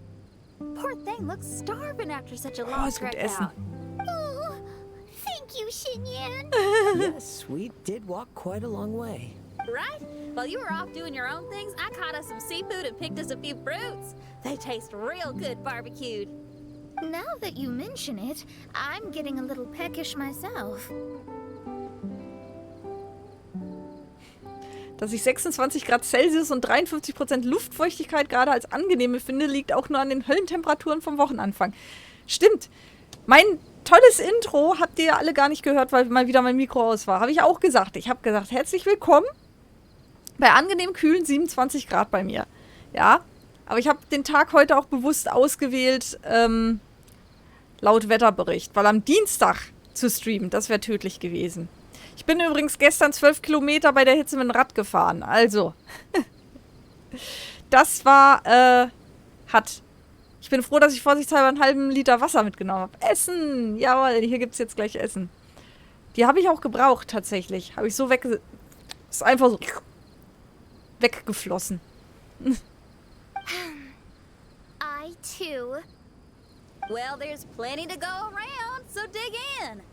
I can't say I've got the culinary skills of my chef friend, but I promise you'll at least eat your fill. Time to eat. Inviting Lady Xinyan here was an astute decision indeed. Paimon's done talking.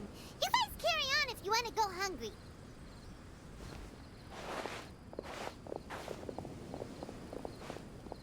Essen! I love that barbecue smell. This tastes amazing. Das Lustige ist, meine Nachbarn grillen gerade auch. Hier riecht's voll nach Grill. Es passt gerade zur Stimmung. Warum macht man sowas? Weil man zur Arbeit fährt. Und morgens war es noch angenehm, zumindest als ich losgefahren bin. Nur dummerweise wurde es dann minütlich immer wärmer. Es war so krass. Innerhalb einer Stunde, ja, nicht ganz einer Stunde, 40 Minuten, die ich gefahren bin, wurde es wirklich, änderte es sich von, ach, das ist ja angenehm heute, zu, ich freue mich auf die Klimaanlage im Büro. Impressive. Since Xinyan made dinner for us, allow me to take charge of breakfast tomorrow. Toll, ich bin gespannt drauf. Paimon too. Oh, Traveler, you forgot about something. Let's talk over there.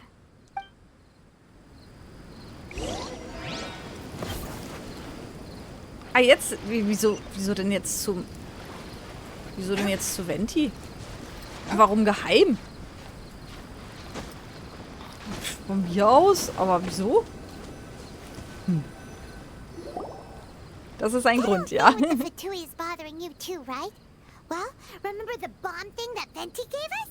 We can contact him using that. Ach so, wegen der Fatui, deswegen. Ja gut, das erklärt's. No, not a bomb. Venti said it's called a Dodo communication device. Also ich weiß ja nicht, wenn ich jemanden dezent um die Ecke bringen will, dann gebe ich ihm eine Bombe und erzähle ihm, das ist ein Walkie-Talkie, oder? Yeah, let's ask Venti if he knows anything. He always seems clued in on everything, so if there's any intel floating around, he'll definitely know about it.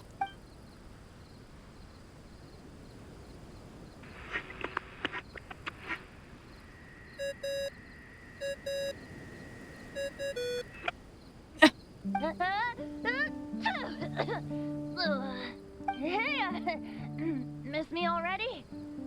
Hallo Venti, ich bin's. I know that. You're the only person who can contact me on this thing. How come you're sneezing? I'm at the cat's tail. So many cats. They gave me some allergy medicine, but it's not working. Okay, go on then. What are you calling about? Am Dienstag konnte ich kaum das Lenkrad anfassen, als ich nach Hause gefahren bin. Ja, am Dienstag war Hardcore, oder? Da bin ich auch sehr froh, dass ich da nicht gestreamt habe. Es war richtig warm bei mir. Und ja, am Mittwoch war aber auch noch hart. Aber gut, dass ich am Dienstag nicht ins Büro musste. Mann, Mann, Mann. Vor allem, ich bin auf dem Rad nach Hause gefahren, also so bei 36 Grad waren es, habe mich extra schön eingecremt und alles, ne, dass die Haut schön blass bleibt und die gesunde Bildschirmbräune behält. Und habe mich dann so gefreut, dass ich bin so vor mich hingeradelt und dachte, ach, es ist so warm, aber ich schwitze gar nicht. Dann bin ich nach Hause gekommen, bringe das Rad in den Fahrradkeller, der ist schön kühl. Und plötzlich ist mir die Suppe so runtergelaufen. Also, ich habe geschwitzt, nur es war so warm, dass der Schweiß sofort weggetrocknet ist im Fahrtwind. Deswegen habe ich mich nicht verschwitzt gefühlt. Ich habe erst gemerkt, dass ich schwitze, als ich dann ins Kühle gekommen bin. Das war richtig eklig. Bin ich auch gleich um die Dusche gehüpft. Bäh. Palmer wird darüber erzählen. Could you be any lazier? Alright, well, Venti, there's some strange things going on this island. We ran into the Fatui. The Fatui? Yeah, they're everywhere, aren't they? Ja, aber hier? The Cryo-Archon's minions are a capable crew. I'd be more surprised if they hadn't shown up yet. Ach, das sind Untergebene vom Cryo-Archon? Das habe ich so irgendwie bisher auch nicht wahrgenommen. Wurde bestimmt irgendwo mal am Rande erwähnt, aber wie lange spiele ich dieses Spiel schon? 1,5 Jahre? Ja, Schweinerei, Urlaub. Ja, richtig. Really? But, you sound fine. They can't have caused you too much trouble, surely. Or, if they did, I'm sure you have everything under control by now. Yeah, but something just doesn't feel right. That's why we came to you. Don't you have any information for us? I haven't heard anything new about the Fatui. But don't worry. I may be a lowly tone-deaf bard, but you may contact me whenever you need. I mean, I can't promise I'll be of much help, but at least you'll have someone to talk to. Es klingt echt nicht gesund. Sometimes just talking things through is enough to calm a worried mind. Honestly. Adventuring is what you do best. It's only natural to encounter a few surprises when you head somewhere new, but just remember, not all unexpected encounters are dangerous. The same wind graces the seaside as that which wafts over pastures green. Whenever you see clouds, it was the wind that carried them there. Don't worry, my friends. The wind will always be with you. Ja, okay. Again, I have to go now. My performance in the cat's tail is starting any second. Okay, bye. So, he means we don't need to worry too much about the Fatui, right? Ich denke schon. Well, if that's what the tone-deaf bard says, then fingers crossed we'll have a peaceful and relaxing vacation where nothing weird happens at all. Nö, überhaupt nichts Seltsames wird passieren. Ist ja beim letzten Mal auch nicht passiert. When you go off on a long trip with your friends, the important thing is to have fun. Okay, Sommerurlaub-Aufenthalt auf dem Meer 1 abgeschlossen. Ja, das nächste machen wir auch noch, oder? Ich weiß nicht, wie viele Kapitel es gibt. Das wollte ich ja vorhin hier nachgucken. Ah, vielleicht jetzt. Einladung der Prinzessin. Dafür müssen wir schillerndes Treibgut einsammeln. Aha, aha, aha. Da habe ich ja schon, glaube ich, auch in der Phase gesagt, wo man mich nicht hören konnte. Fischl habe ich fast komplett. Es fehlt mir noch eine. Na, nur was Neues? Neues Ausrufezeichen? Ach, wahrscheinlich. Ah ja, hier Figurenwahl. Weil ich Kazuha gezogen habe vorhin. Tada. Was wollte ich sagen? Genau. Fischl habe ich fast komplett. Wenn ich jetzt die Einladung noch dazu mache, dann habe ich nämlich ihr Sternbild auch vollständig. Sehr gut. So, das machen wir noch das nächste. Wie gesagt, ich weiß nicht. Ich wollte doch gerade gucken, ob ich sehen kann, wie viele Kapitel es gibt. Aktionsdetails, da haben wir es doch. So, oh. Oh. So, und da wird jetzt nach und nach dünstige Hügel und neblige Täler. Der Frühlingshof, wie er einst war. Der erste Tag auf der Insel verlief recht friedlich, doch am nächsten Morgen beginnen die Dinge. Das ist jetzt die nächste Quest, okay. seltsam zu werden. Das scheint erst der Anfang zu sein. Du und die anderen verfolgen das seltsame Phänomen bis zu einer Insel und finden dort eine Miniaturlandschaft, die dort nicht hingehört. Aha. Der Wellenbohrer ist eine Herausforderung. Ja gut, das kennen wir ja schon von den anderen Sachen.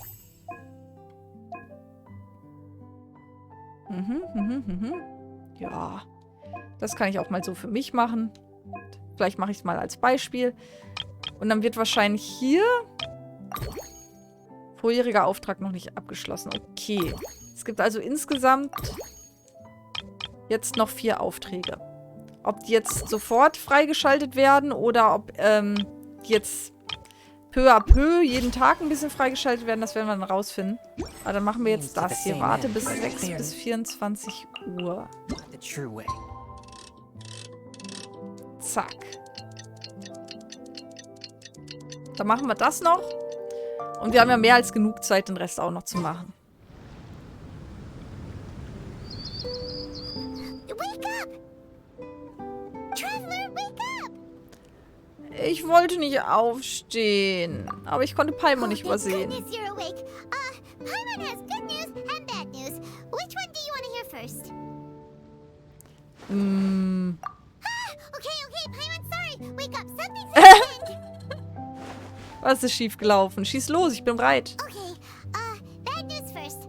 The bad news is something weird's going on with this island. And the good news is it seems like it has nothing to do with what we came across yesterday. Today is a different issue entirely. Was für ein Problem? Ah, look, she's awake. Ein Eichhörnchen? Careful not to frighten her. She's probably just like the others. Humans. Such delicate little things. How are you doing, mate? Feeling a little fragile? Ich sehe aber nur ein Eichhörnchen, aber ich höre mehrere Stimmen. So, as you can see, the boat can talk. Ah, das Boot spricht. Lass mich weiter schlafen. No, avoidance isn't gonna solve anything. Jetzt spricht das Boot. Poor soul. Imagine being scared of talking squirrels and boats. Fantastische Lebensformen sind hier zu finden.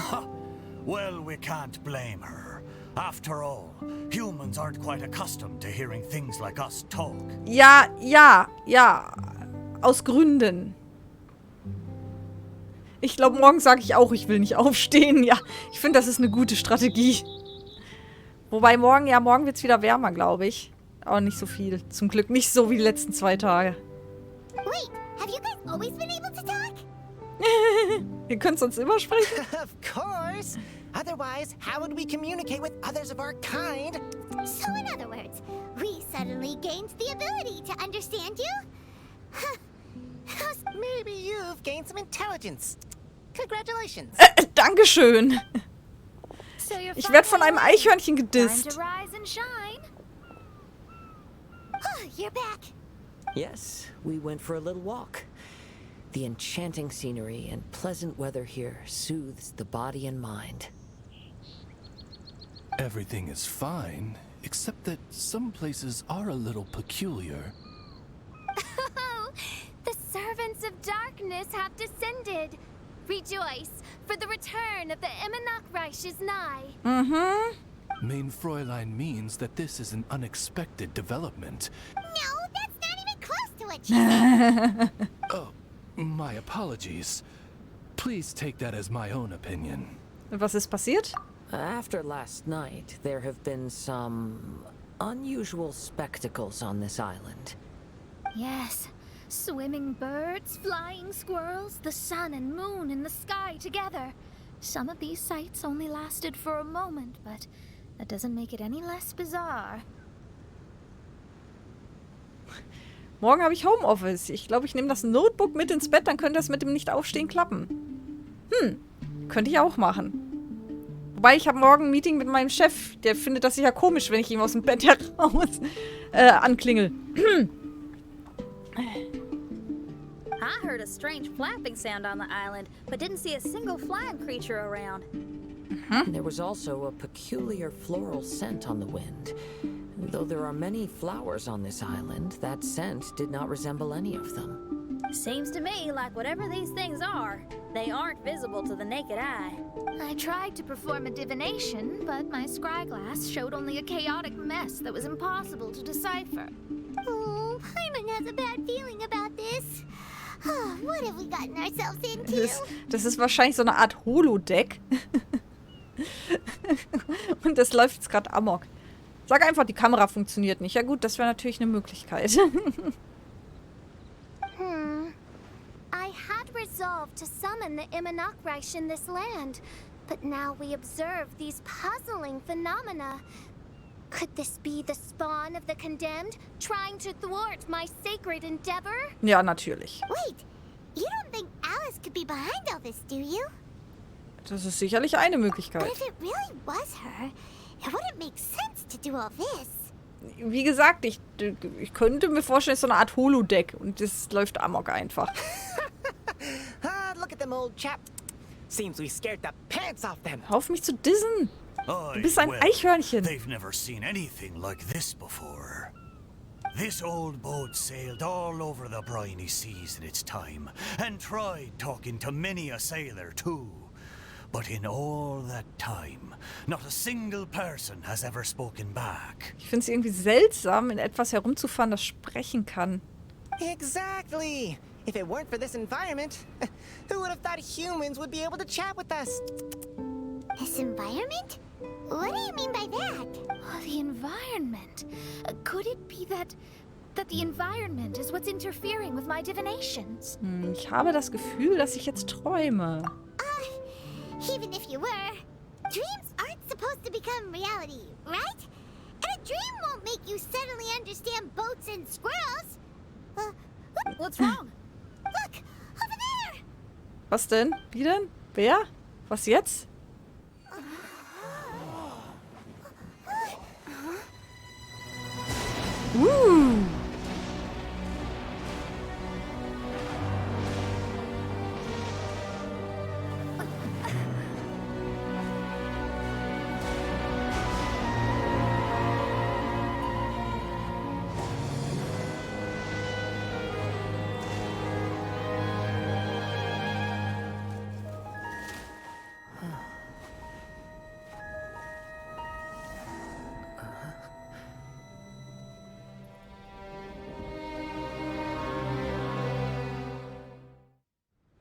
Popcorn, genau.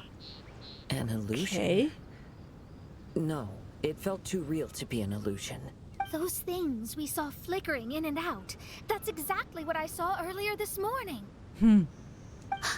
Does this mean the Imanakreish is real? Wait, what? Oh, behold, the Imanakreish has come, just as your Prinzessin had prophesied. Come, my people, a new chapter awaits us. Okay. Indeed, mein Fräulein. We all have witnessed this miracle with our own eyes. And now is the time to celebrate the creation of a new world. Rejoice. Welcome to the Imanakreish. Wie sie halt immer so tut, als wenn sie alles vorhergesagt hätte. Ja, ja. So happy. Paimon doesn't have the heart to interrupt her right now. Oh, she doesn't seem surprised in the slightest. Does that just come with being an experienced adventurer? If this isn't an illusion, we ought to go and investigate. I got an idea. If you hurt yourself in a dream, you wake up right away, don't you? Ja, dann verhaut euch doch gegenseitig. Yes, you have a point. Right? So come on, Kazuha, hit me. Das ist ja mal ein Angebot. I'd rather not. How about you hit me instead? But that'll hurt real bad. Nein, du schlägst mich zuerst. Nein, du schlägst zuerst. Nein, du schlägst zuerst. Ach komm, Schatzi, du bist so gut, wenn du zuschlägst. Was soll das hier? Hey, there'll be no need for any of that. Just leave it to us. Hey, Traveler, can Paimon hit you? Jetzt geht das... Bist du bescheuert? I like your senses of humor, me hearties. An illusion. So, talking boats and squirrels are just an illusion to humans, huh? Now, it's understandable, old chap. Haven't you heard? As humans grow older, they forget many important things and lose many of their abilities. Aye, so they do. A pity to be sure. Thinking back, in all those years I spent sailing with the fleet, I would have never imagined that one day... Well then, me lads and lasses, don't you want to take a wee gander at all the places you're so curious about? Of course, but how do we get there? Look, here. At what? Blimey, at me, of course. Oh, that's right. I forgot to introduce myself. Das klügste und I'm the spirituellste smartest chip Boot. you'll find in all of these parts. The names... just call me whatever takes your fancy. Don't you have a name? That I do. I just can't remember it. All I know is that I came here from Inazuma. In that case, Paimon shall name you... Mitaboru! How's that?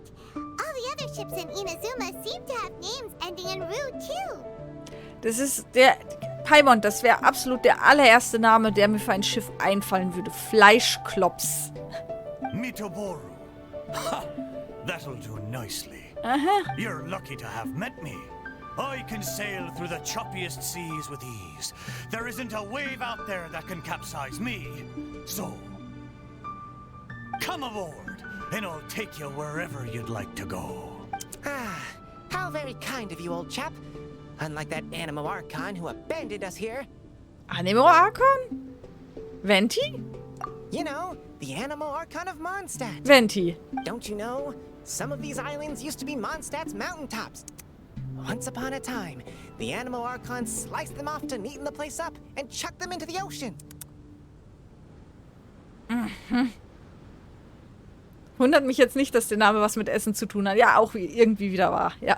My great-great-great-great-great-grandfather was on one of the mountaintops and got sent flying here along with it. Wretched Animo Archon. How could that happen? And we've been living here for generations since then. Fortunately, there were a few other squirrel families that got stranded on these islands as well. So we built ourselves a kingdom here.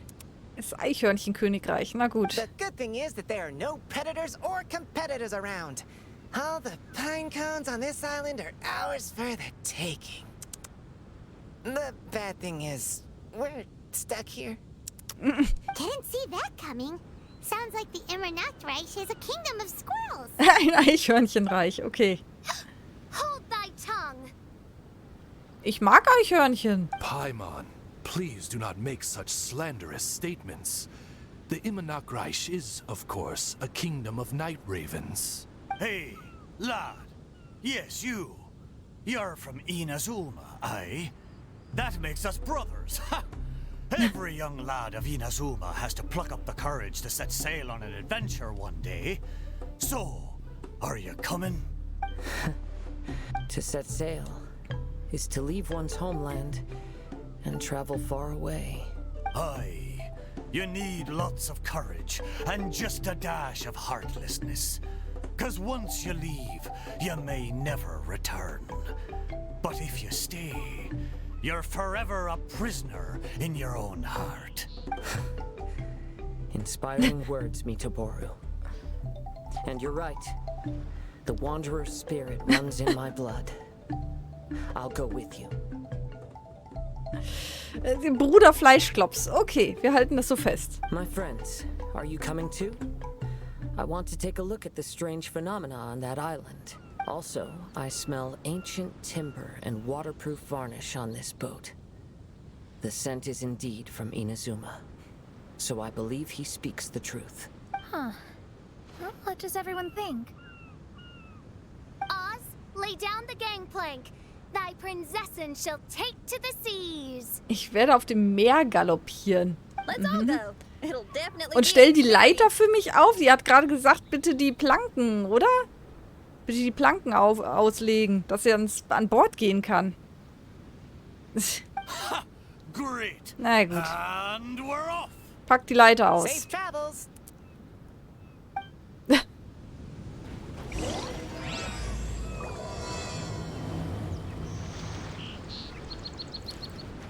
So.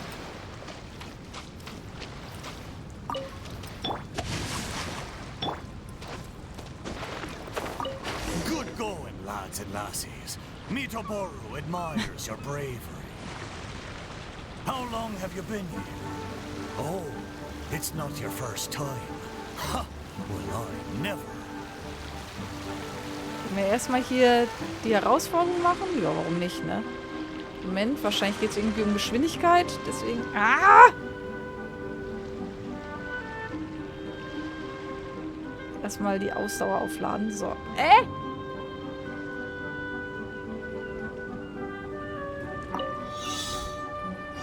Mhm.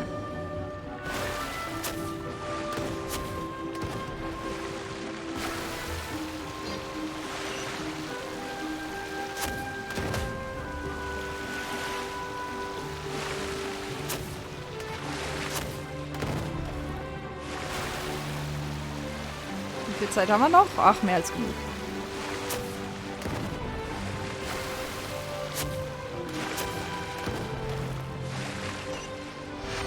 Okay. Das hier? Okay. Gibt's wenigstens viel? Boah.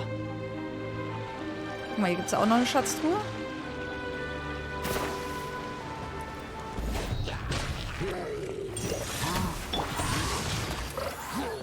Let me read you a verse. No, my sword. Spirit blade. Attack.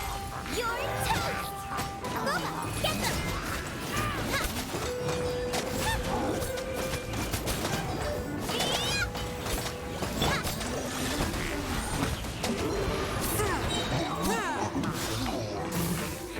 Submit for judgment.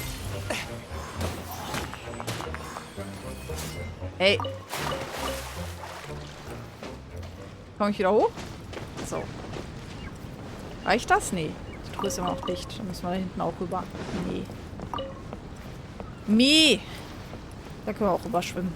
Hm?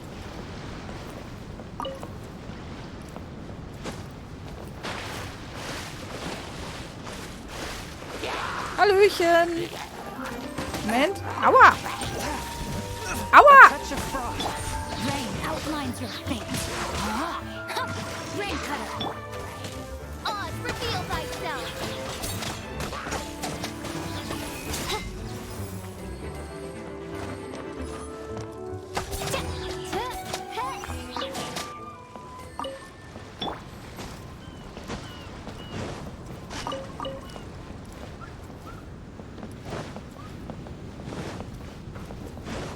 Hier noch. Zerbrochene Maske. Ist irgendwas runtergefallen?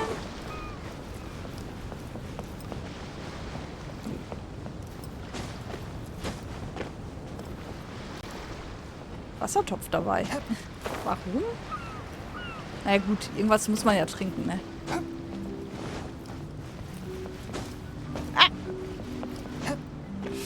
Sag mal. Ist die Leiter nicht breit genug, Junge? It was worth the trouble. Aber viele Artefakte. Ist nice. Kann ich noch meine Artefakte ein bisschen aufbessern. Das Krasse ist ja, hier haben sie auch im Abenteurerhandbuch haben sie ja hier diese Vorbereitung ergänzt mit den Tutorials. Da gab es super viel Tränke für Artefakte. Konnte ich auch nochmal ordentlich aufwerten. Einfach dafür, dass ich es schon so lange gespielt habe. Guck mal, hier ist noch eine Herausforderung. Sind das eigentlich diese Herausforderungen, die hier gebraucht werden? Moment. Weil hier ist ja Wellenbuch, aber es ist wahrscheinlich was anderes, ne? Ja, das ist was anderes. Hier können wir uns einfach ein bisschen Mora verdienen, was jetzt auch nicht verkehrt ist.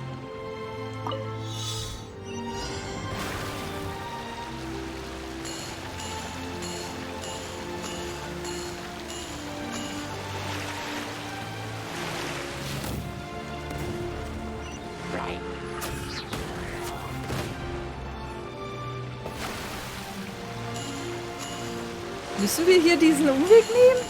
Wir hätten ja eigentlich auch direkt dahin fahren können, oder? We're almost there. Please take. Look, there's something over there. It's Let's take a closer look. Was? Ging es jetzt hier um die Herausforderung oder nochmal? Sind wir schon in der Nähe von der Quest geraten? Ah, okay. Nee, passt. Wir sind dadurch auch in die Nähe der Quest gekommen. Ist ja nicht verkehrt. Jetzt haben wir ein bisschen... Das Gebiet ist ja riesig. Wenn wir jetzt hier mit so ein kleines bisschen freigeschaltet haben. Wow. Okay, und hier sind die einzelnen Herausforderungen noch.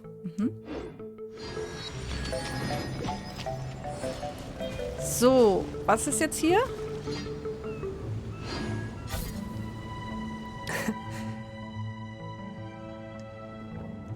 Well, I certainly didn't expect to see you here.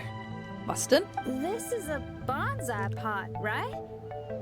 It's nice, but it looks like it's been a little neglected. Ach, ein Bonsai. This bonsai was in my family for many generations. I saw it once in a Tenryou Commission warehouse, but it looked quite different from how it does now. At that time, there was a withered tree inside. Why would someone keep the plant in there if it's dead? It's a way of sending a secret message. It indicated that there was something hidden inside the flower pot. There was a letter buried down at the bottom, which told of an ancient secret in my clan. I did not take the bonsai with me after reading the letter, which means it should still be in the warehouse now. I wonder who removed the plant and placed the pot here. So the bonsai pot belonged to your ancestors? Seems a shame to leave it empty like this.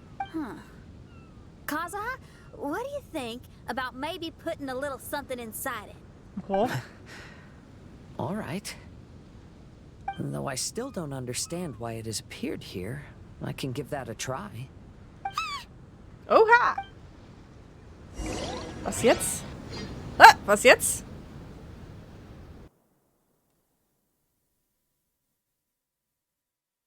Okay, irgendein Minispiel wahrscheinlich.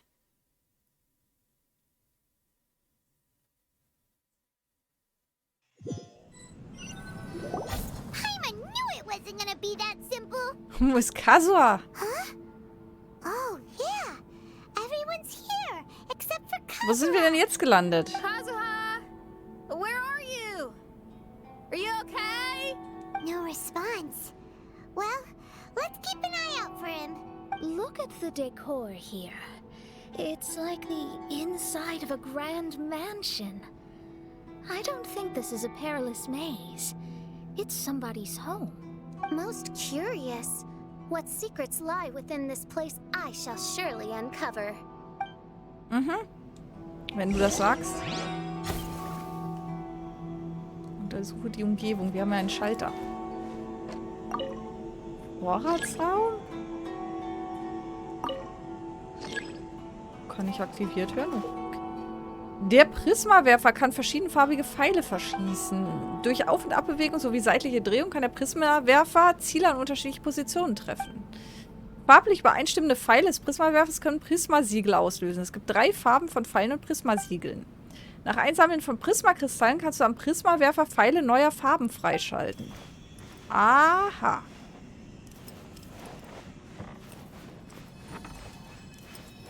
Hier kriegen wir also Gelb. Und das hier kann anscheinend werfen. Abschießen. Puff. Farbe ändern. Die Farbe kann momentan nicht verändert werden. Okay. Dann halt nicht. Oh, was haben wir hier? Heute stöberte ich in alten Büchern und stieß zufällig auf die alten Aufzeichnungen meines Vaters. Da ich wusste, dass er nichts dagegen haben würde, las ich den Inhalt. Das meiste, was er aufgezeichnet hat, waren Schmiedetechniken und einige wunderbare Möglichkeiten, Erz zu verarbeiten. Am Ende befanden sich einige handgezeichnete Entwürfe, meist von Miniaturlandschaften. Ich muss sagen, dass man sich in unserer Familie schon über Generationen hinweg an Miniaturlandschaften erfreut. Mein Sohn wird dieses Jahr auch 6 Jahre alt. Den Namen Kazuha hat meine Frau ausgewählt. Aha! Zwischen der Geburt des Kindes und ihrem Weggang lag keine lange Zeit. Es ist schon 6 Jahre her. Wenn sie noch hier wäre, würde sie meinem Vater im Garten helfen. Mein Vater hat ein gutes Leben, als er jung war. Aber jetzt, da er alt ist, ist sein Leben nicht mehr so gut. Ich fühle mich schuldig, dass ich nichts tun kann, um es zu verbessern. Aber mein Vater sagt, dass es ihm nichts ausmacht. Das Wichtigste ist, dass es uns Jüngeren gut geht.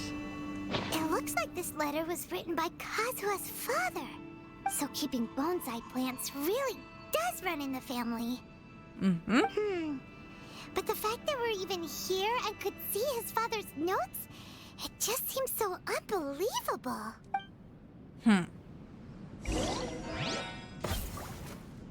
Achso, jetzt darf ich den Apparat bedienen. Okay. Das finde ich immer großartig beim Quest-Design, wenn du so Sachen schon vor der Nase hast und einfach gesagt wird, nö, das darfst du noch nicht bedienen. Weißt du, du kannst dann einfach nicht frei auswählen, sondern du musst dann genau das wählen erstmal, was du finden sollst. Das finde ich immer so ein bisschen... Macht's kaputt. Naja, gut. Okay, Vorratsraum.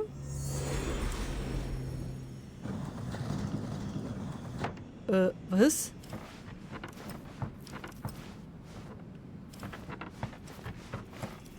Unbekannter Raum? Aha! Eine Truhe. In Gelb. Die müssen wir anscheinend treffen.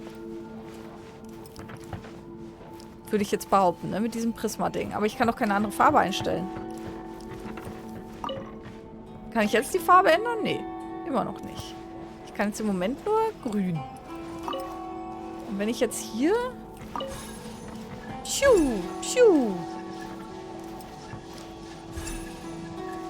Ja, das ergibt ja gar keinen Sinn. Ah, da ist noch einer. Aber dann schießt der hier hin und dann geht's wieder zurück. Hä? Nee. Achso, der schießt dann zur Truhe rüber. Aber ich kann die Farbe nicht einstellen. Also grün bringt mir ja nichts.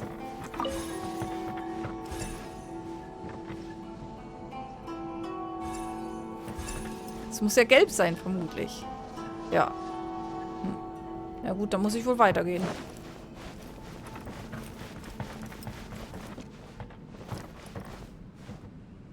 Was ist denn das? Hä? Steht hier alles auf dem Kopf? Nee, an der Wand. Okay. Ja, hallo, hallo, Yogi. Na, alles fit? Hier steht alles an der Wand.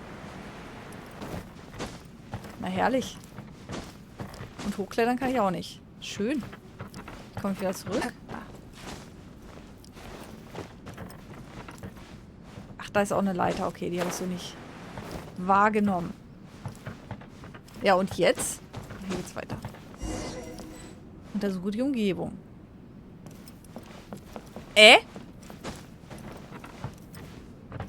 Eieiei, das wird immer komplizierter. Aha, aha. Noch eine Aufzeichnung. An meinen Vater Kageharu.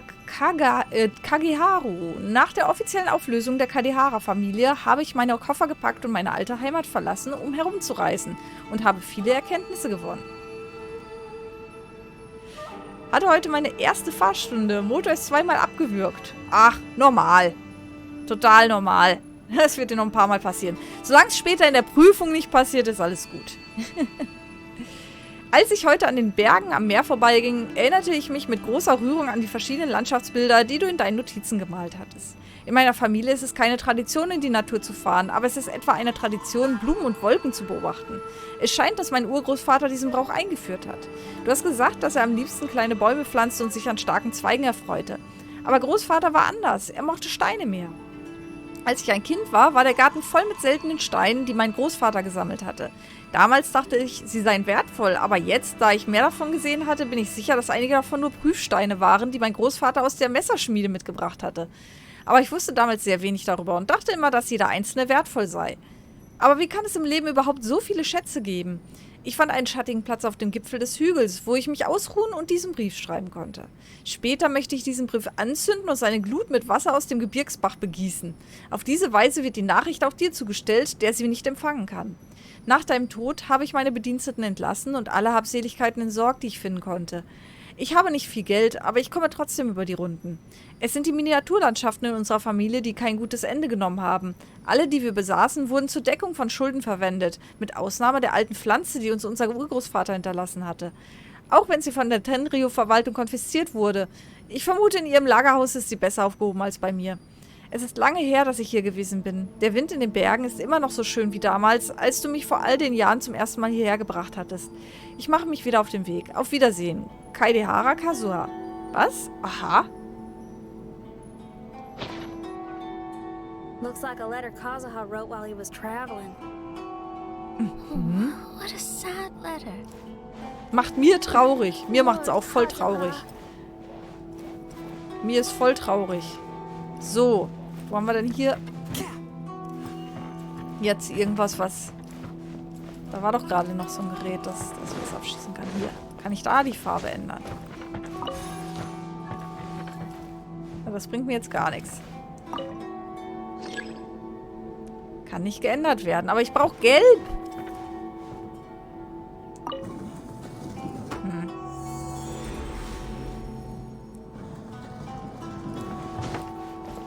Aha. Gelb. Ach du meine Güte. Hallöchen. Midnight Phantasmagoria. From whence you came. To the ferry.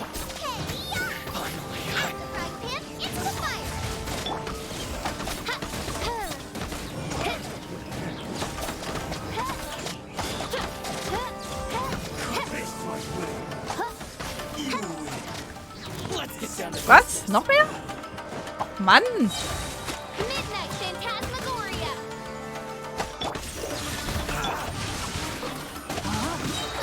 Witness the power. Get them. Spirit Blade. Attack. Body To the light blade. nice and spicy. Oh, Mist. Ah. A touch of frost. Nein, was soll's. Geht schon irgendwie. Ey! Outlines your fate. Ring by royal decree. To the ferry. So. Nee, da hinten ist ja noch einer.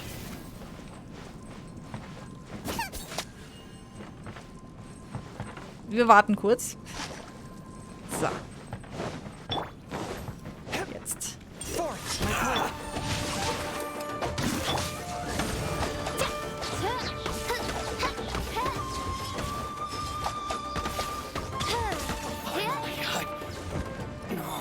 So, jetzt aber. So, jetzt haben wir Gelb. Aufsammeln. Jetzt können wir eine andere Farbe nehmen.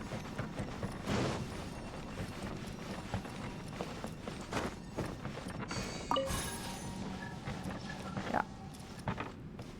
Dann gehen wir nochmal ins Archiv, bevor wir es vergessen.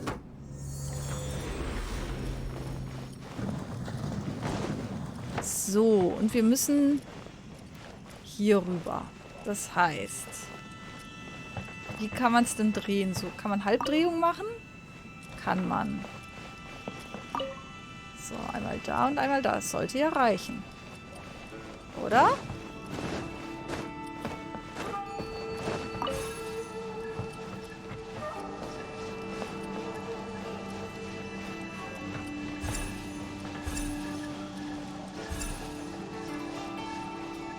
Peng. Hä? Nur Urgestein? Mehr nicht? Ah, nee, noch mehr. Okay. So, einmal das. Nächster Raum. Da ja noch ein Unbekannter.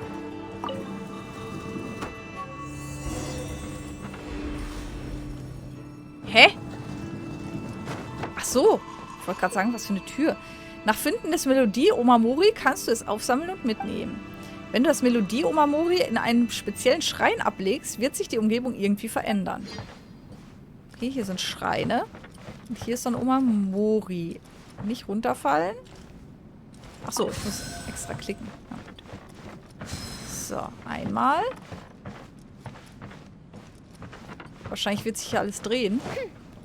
Ich will aber eigentlich jetzt lieber erstmal zurück und die andere Truhe auch noch holen. Nur, wo ist zurück? Hier ist zurück.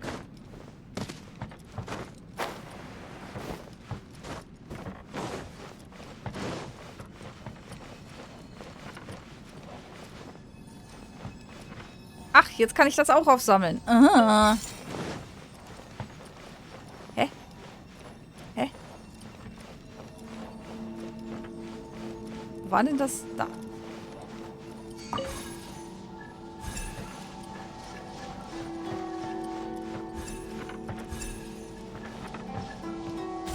So.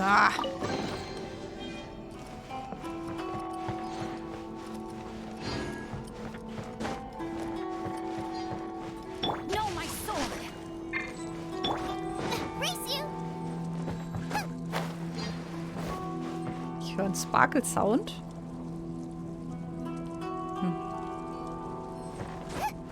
Ich verwirrt. Wir müssen ja hier noch das andere Umamori einsammeln. Könnte das wohl sein? Wahrscheinlich da hinten einfach weiter.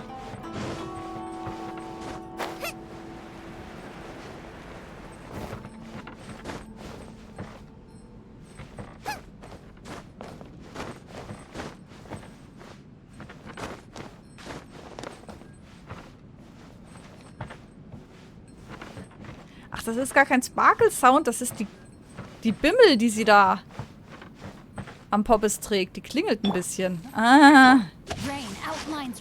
Das hat mich dezent irritiert. Ist da unten was? Nee, sieht nicht so aus.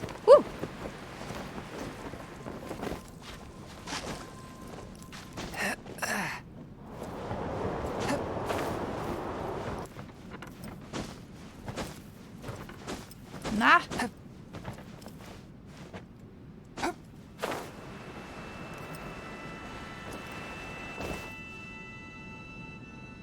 Hier kann man raus. Okay. Wir fragen einfach nicht.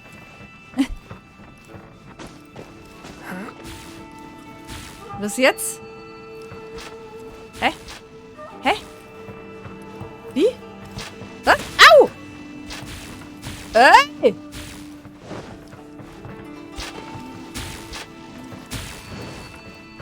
Ist ja gefährlich. Wer macht denn sowas?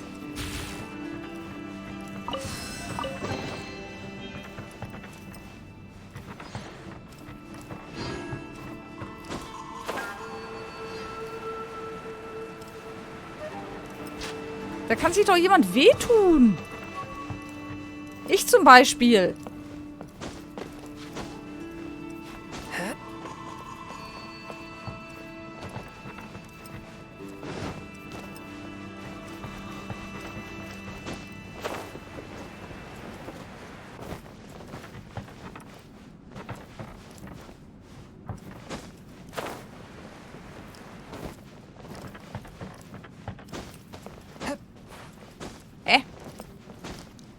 Komme ich nie wieder hoch? Gibt es hier keine Leiter? Nee, sieht nicht so aus. Toll.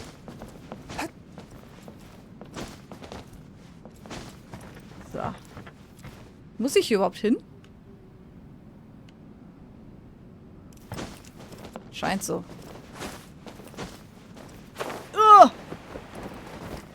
Jo, geil. Überall kannst du hochklettern, nur an den Sachen hier nicht.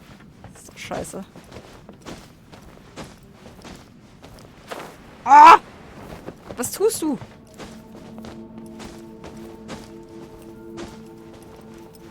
Na? Jetzt hüpf doch! Nein!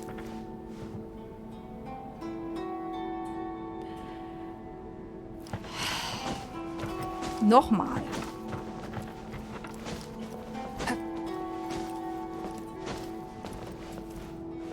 Was ist das für ein Käse?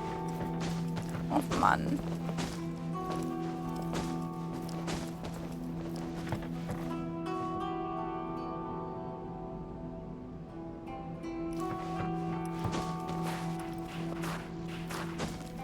Und gleich finde ich irgendwie einen einfachen Weg. Sehr wahrscheinlich sogar. Ey, das gibt's doch nicht. Das gibt's doch nicht. Gibt's hier keine Leiter? Nichts? Ey. Stunden später. Ey. Ey, sorry Leute, das hat das Spiel auch absichtlich so gemacht. Da wirst du einfach zur Seite geglitscht. Damit du, genau, da. Habt ihr das gesehen? Habt ihr das gesehen? Habt ihr das gesehen? So. Jetzt aber hier. So. Da wirst du einfach zur Seite geglitscht, damit du möglichst frustriert bist am Ende. So, Mann.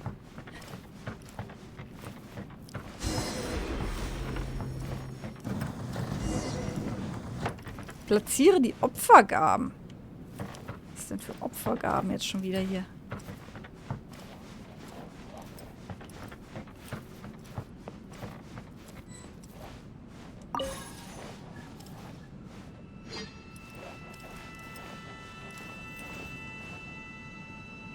Platziere die Opfergaben. Zuhören. The flesh resides in society, while the heart yearns for the natural world. Such has been the way of the Kaidaharas for many generations. Kazuha, the future of this clan will one day be in your hands. When that time comes, remember to always stay true to yourself. I heard an old man say something about the Kaidaharas. Sounds like it might be Kazuha's grandfather.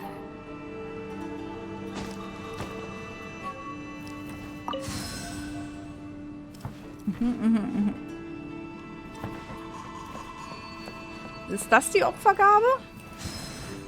Ja, scheint zu zählen. Okay.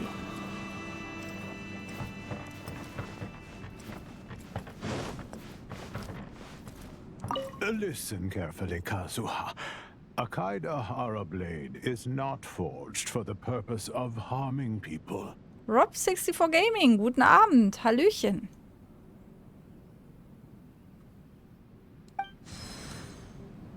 Wo packen wir das jetzt hin?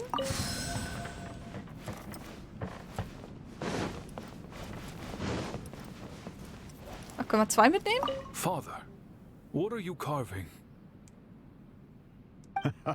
It's a rock garden.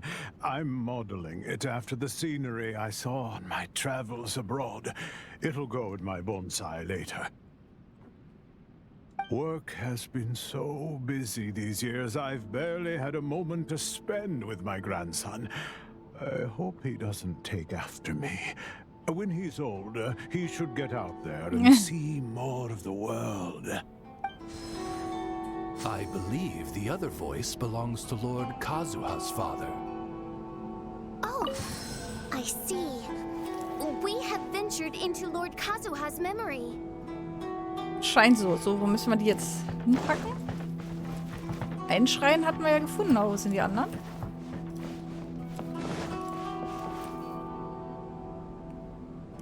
Oh, die Truhe nehmen wir mit.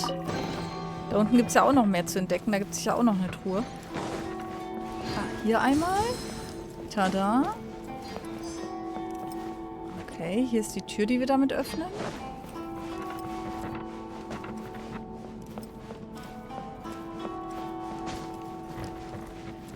Wo ist die andere Tür?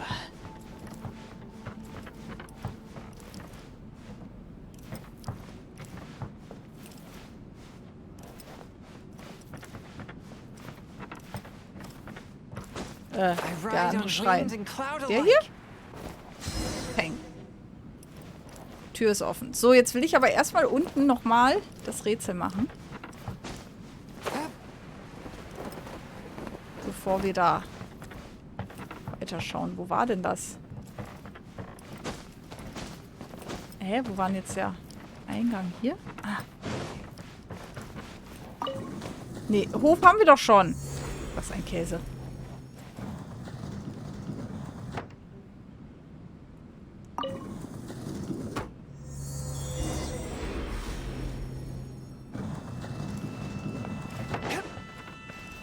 Ja, hier müssen wir wieder kämpfen.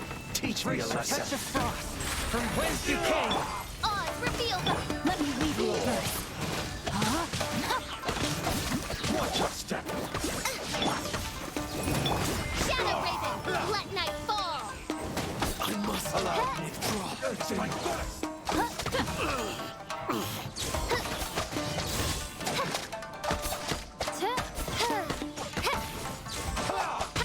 Blitz hat mich noch erwischt. My sword. Witness the power of Guhua. Spirit blade. Attack. My blade. At the frying pan. As you wish, main Fräulein.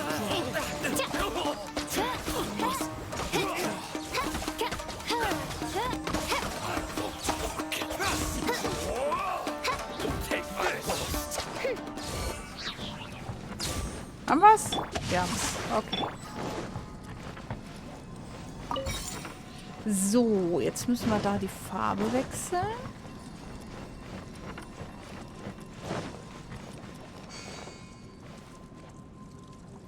Wobei, nee, müssen wir gar nichts.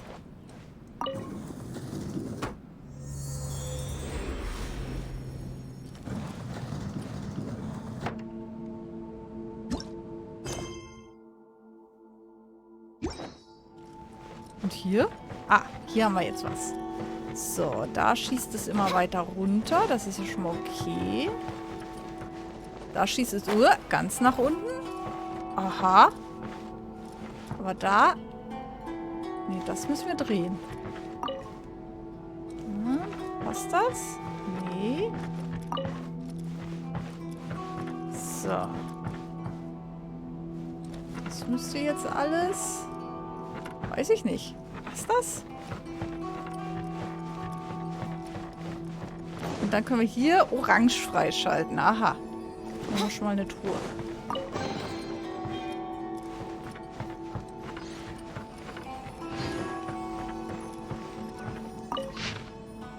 Heute ist etwas passiert, bei dem ich schmunzeln musste. Unser junger Herr hat sich betrunken. Er war noch nicht einmal alt genug, um Alkohol zu trinken. Wahrscheinlich war er so unwissend, dass er den Wein im Becher seines Vaters mit einem normalen Getränk verwechselte. Aus der Ferne sah ich also einen Schatten im Hof, der sich in den Kampfkünsten übte. Da dachte ich, es sei der junge Herr. Zu meiner Überraschung war es tatsächlich er, aber stark betrunken. Er begrüßte mich so temperamentvoll, dass ich gedacht hätte, er sei nüchtern, wäre er nicht so rot im Gesicht gewesen. Naja, es ist in der Tat nicht unschicklich, an einem Sommerabend beschwipst zu sein. Da unser kleiner Herr allerdings noch so jung ist, konnte ich mich dabei nicht zurücklehnen und zusehen. Am Anfang wollte ich so tun, als hätte ich ihn nicht gesehen. Ich hatte extra deswegen einen Umweg gemacht, um die Sachen in den Hinterhof zu bringen, um ihn nicht in Verlegenheit zu bringen. Als ich zurück war, lag der junge Herr bereits am Rand der Treppe. Oh je, es ist selten, diese Seite des jungen Herrn zu sehen. Er handelt sonst immer sehr erwachsen für sein Alter. Zusammen mit einem anderen alten Diener trug ich den jungen Herrn so leise wie möglich zurück in sein Zimmer. Als ich einen Tee und Snacks vorbereitete, um seinen Rausch zu vertreiben, rief er mir mit fast erloschener Stimme nach seinen Eltern. Seine Augen waren geschlossen, aber er sah glücklich aus. Wahrscheinlich träumte er von seinem früheren Glück. Mein lieber junger Herr, ihr seid noch jung. In Zukunft wird es noch viele Gelegenheiten zum Trinken geben. Okay.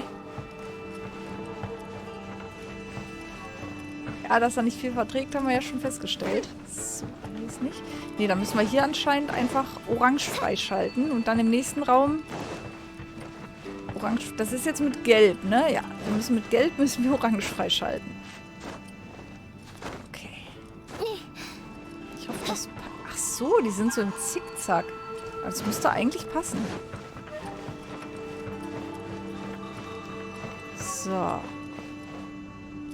Wir sind jetzt bei Gelb, das passt. So, jetzt folgen wir dem mal und gucken, ob es passt. Zack, zack, zack.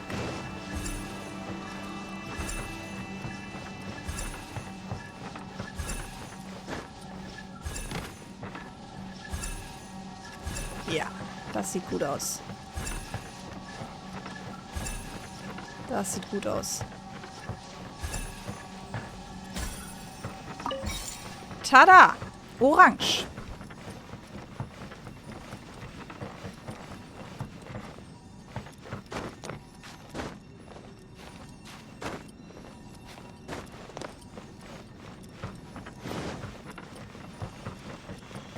So, und dann müssen wir jetzt wohl noch den nächsten Raum freischalten.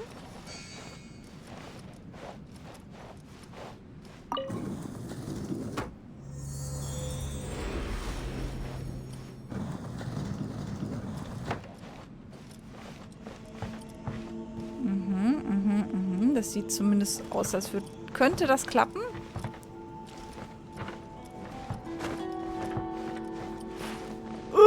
Mist. Ich hoffe, wir haben auf der anderen Seite auch eine Leiter. Gut. Ah, eine Truhe. Glück im Unglück. Mädel! So, okay. Suchen wir es mal.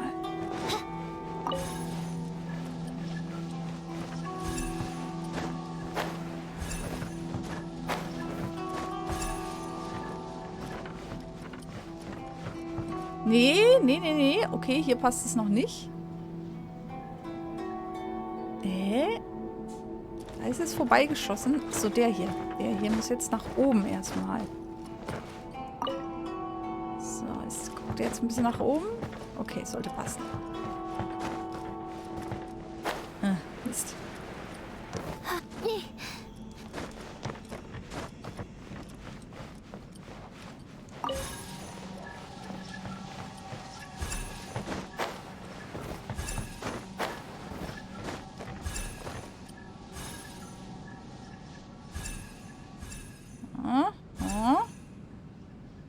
Da verschwand es. Ist die Frage, ob da noch was passiert ist.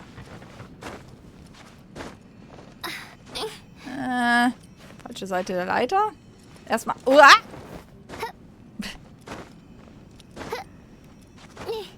Okay, hier müssen wir hin. Es ging hier einmal rüber, einmal da lang. Da liegt das Problem.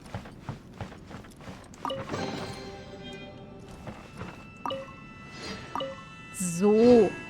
Jetzt müsste es klappen.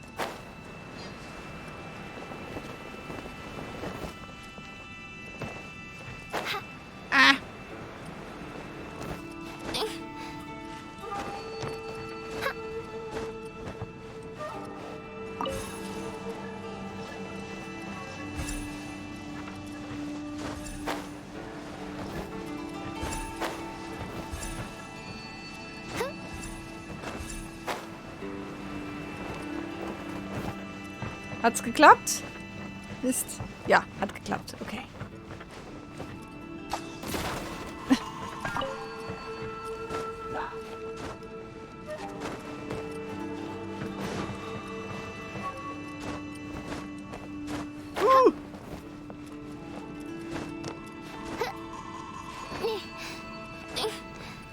So.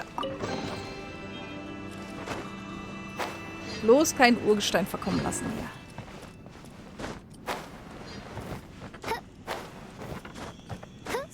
Jetzt kommen wir wieder zurück zum Hofhaus.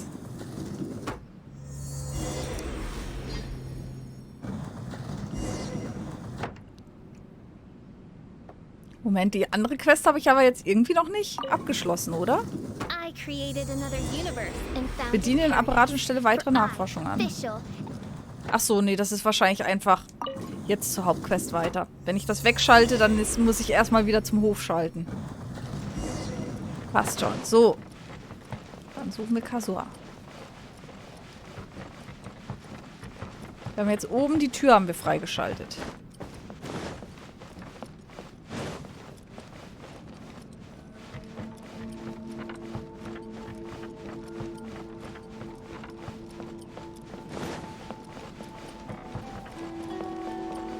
Da ist er ja. Hallöchen. Oh, there you are. Huh? Where did you all go? Du bist verschwunden. This place is a maze. We all got trapped inside except for you. I've been stuck in this room the whole time and can't seem to find a way out. I have to say, this place looks a lot like my childhood bedroom.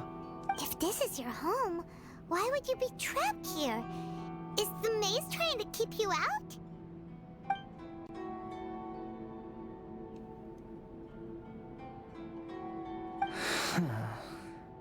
It appears that this whole maze is modeled after my family home. And all the conversations you heard in there are in fact words once spoken by my father and grandfather. You said that the maze is trying to keep me out. Indeed. I'm the only one unable to explore this place. I think these unusual structures are some kind of mirage. According to what Kazuha said, all this seems to be constructed based on Kazuha's memory. But why should Lord Kazuha be the only one excluded? Maybe that comes from me too. To me, what is past is gone. Everything in the world is guided by its own rules, and as for people, we can never relive the past. I think that this belief is the reason why the mirage was keeping me out. I can get behind that. It's a very sensible way of looking at things. All our thoughts have consequences. I don't consider it strange, and I don't think it's anything you should be worried about. We got in here by touching the bonsai, didn't we? So perhaps, if we touch it again... Tada! Und draußen. Oder?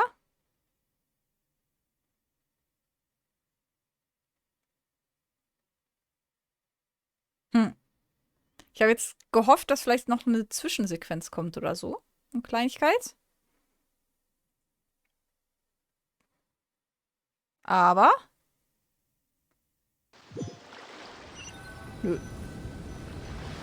Scheint nicht so. We're back! Hey, look! That whole mountain's changed completely. Wait.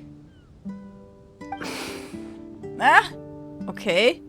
Everyone, I might have an explanation. The changes in the mirage could be related to the bonsai. My father once mentioned that this pot was originally part of a collection belonging to my great-grandfather. He adored his bonsai and always took great care of them. When our family fell upon hard times, my grandfather traveled far and wide looking for a way to save the clan. However, during that time, my great-grandfather became gravely ill. He knew my grandfather had no interest in bonsai, so before his death, he gave most of his carefully crafted bonsai away. This is the only one he retained. To hide the letter with that secret in it, right? Yes, and to give his son something to remember him by. My grandfather returned quickly as he could, but my great-grandfather had already passed away. They never got the chance to say goodbye to each other before the end. Eventually, he started to make his own bonsai.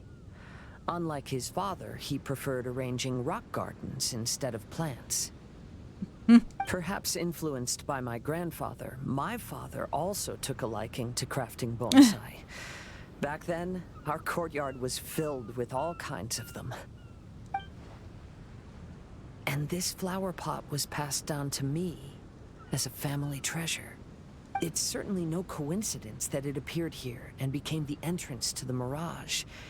It's almost as if it's giving me a chance to make up for past regrets. Wiedergutmachen? There was once a time when the Kaidaharas were an illustrious clan in Inazuma. After the Raiden Gokaden incident, our clan's fortunes took a turn for the worse. By the time of my generation, our downfall was complete. Later, I fled Inazuma as I didn't want to be arrested. With no one left in the Kaidahara clan, the authorities confiscated everything in our home. Like my ancestors before me, I think I'd like to try it out for myself. Recreate a favorite scene from my travels and place it into this pot.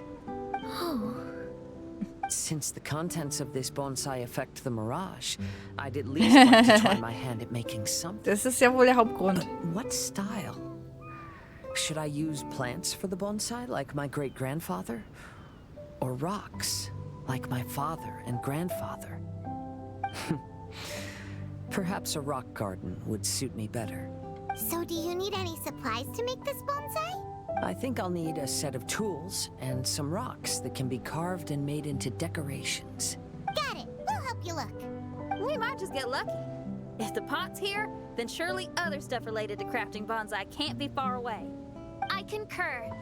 Lord Kazuha, take heart in your search. For my retinue and I shall help you retrieve your missing treasures. Thank you, everyone. So. Aber wir sind noch nicht fertig.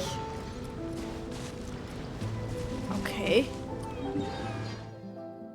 Ach Gottchen, jetzt müssen wir... Ich hoffe, unser Boot ist noch hier. Hier ist auch ein Seelenhof. 2 Seelenhöfe. Wo ist das Boot? Nein, ich kann mal eins rufen.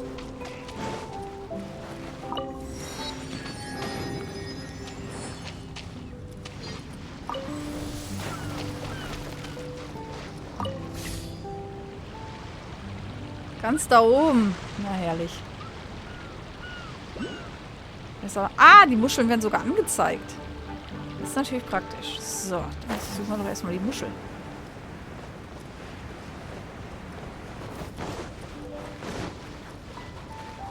Die hier? As the one who holds the highest honor among all of us, can't you take this mission a bit more seriously? Honor, Yakov. You need to realize that honor is more important than anything else. Chefka, I am sorry for getting everyone involved in this, but I couldn't care less about the kind of honor you keep talking about.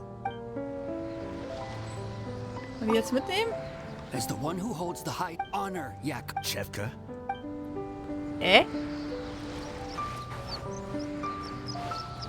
Reicht das jetzt? Anscheinend. Die bleibt dann einfach liegen. Moment.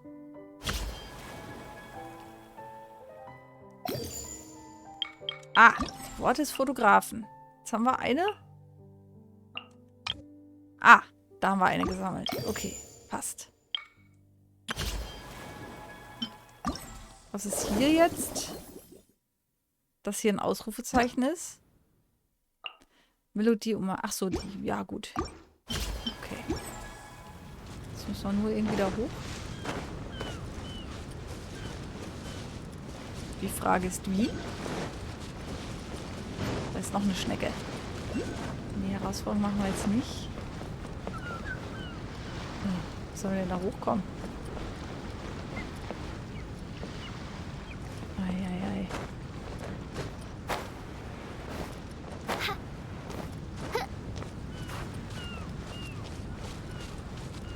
Nee, da kommen wir aber nicht so hoch geklettert. Da ist ein Vorsprung. Da kommst du nicht dran.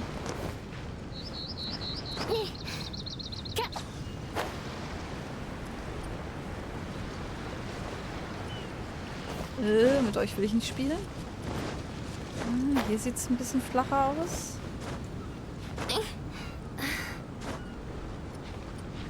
Das ist aber auch scheiße hier.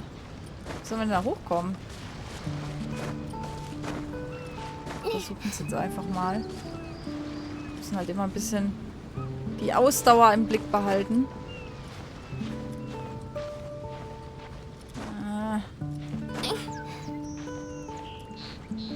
Weiter links hier könnte es passen. Aber ich weiß nicht, ob ich genug Ausdauer habe, um da hinzukommen.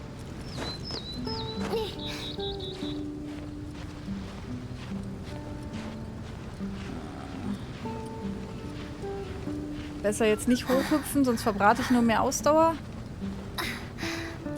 Aber da gibt's keinen einfacheren Weg als das. Kann ich mir irgendwie nicht vorstellen. Vor allem, wir müssen auch ganz da hoch, um zu dem Teleport zu kommen, ne? Ja, doch, das könnte passen. Und dann da vorne hoch. Ja, sollte man schaffen.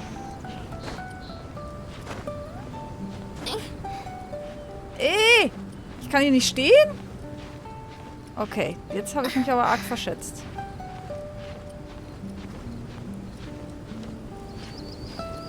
Jetzt habe ich mich aber ein bisschen verschätzt. Moment. Wir haben ja noch ein bisschen zu essen.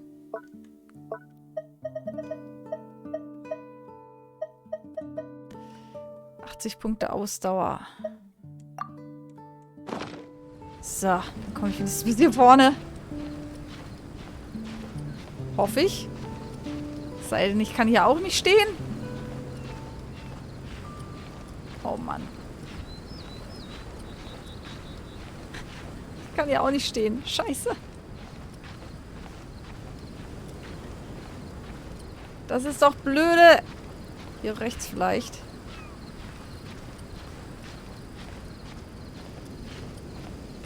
Oh Mann. Aufzug. Aufzug wäre gut. Ey, ich stürze gleich ab hier. Shit. One shall descend once again. Okay. Wie weit bin ich runter? Sehr weit runter. Och nein, ich will nicht mit euch spielen. Oh. Was seid ihr denn? Wieso? Fischl ist gerade indisponiert. Brauche ich nämlich dafür. Mist. Ey, das sah so aus, als wenn da Plattformen wären. Die ganze Zeit. By royal decree.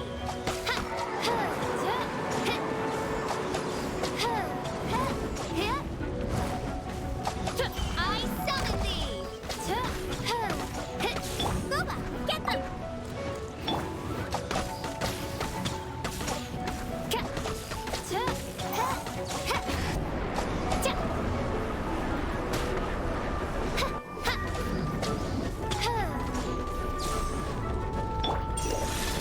Submit for judgment. No, my sword. Oz, reveal thyself. Die droppen ja noch nicht mal wirklich was. So, das hat ja schon mal nicht geklappt. Guck mal, hier, da ist was. Da könnten wir es versuchen. Das sieht besser aus.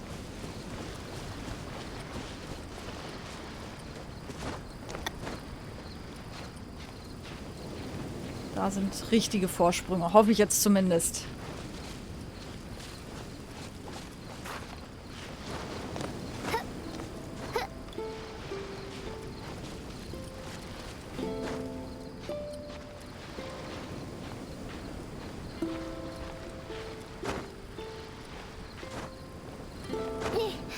Ach komm. Das ist doch jetzt wirklich ein Vorsprung, wo du sitzen kannst. Ja, stehen kannst, wie auch immer. Also, echt mal. Ihr stellt euch an. Ein bisschen Bergkraxeln hier.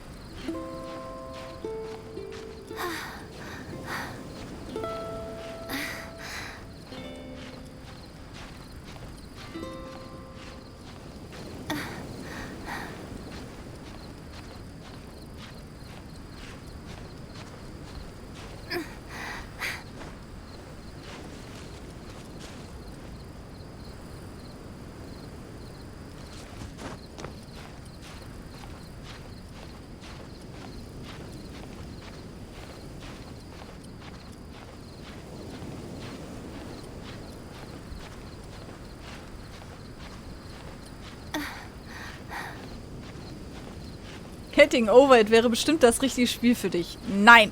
Definitiv nein. Definitiv nein. So, da geht's weiter. Nee, das ist die andere Seite. Hä? Na, doch, könnte hin. Doch, doch. Oder? Da kommen wir nämlich rüber. Ah. Naja.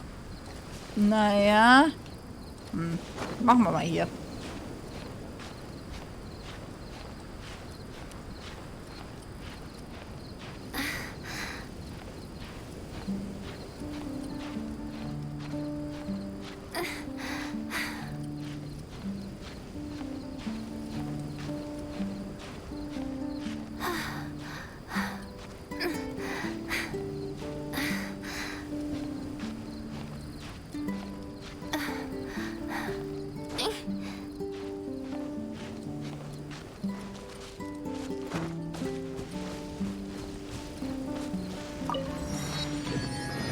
Okay, hier haben wir noch eine Muschel. Die nehmen wir gleich mit. Huch!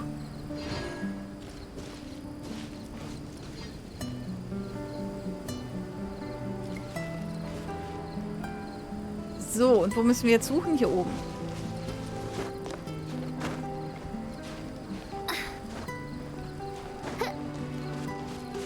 GG, gut geklettert. Dankeschön. Gleich werde ich direkt runtergeschubst hier von denen.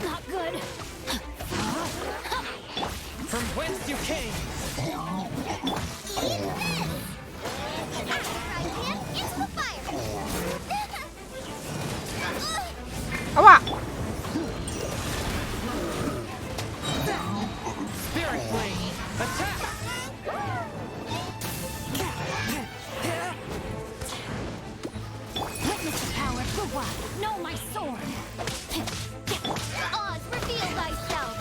Ah, nicht hier runterschubsen.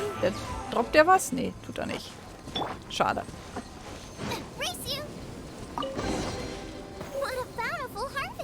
Ach so, ich habe ein...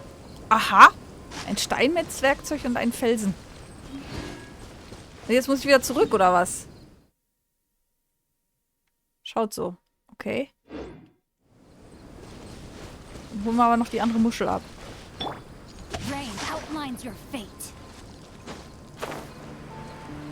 Wo könnte die denn jetzt sein? Hier drüben irgendwo.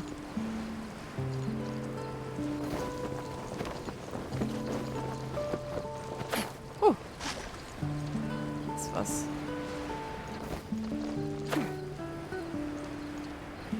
Och nein! Wer hat euch denn eingeladen?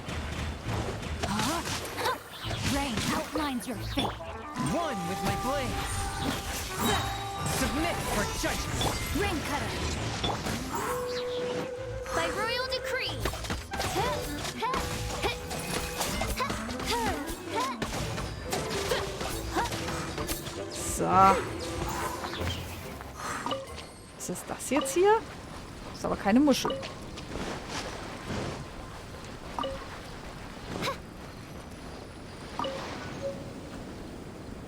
Aha, ein altes Abzeichen.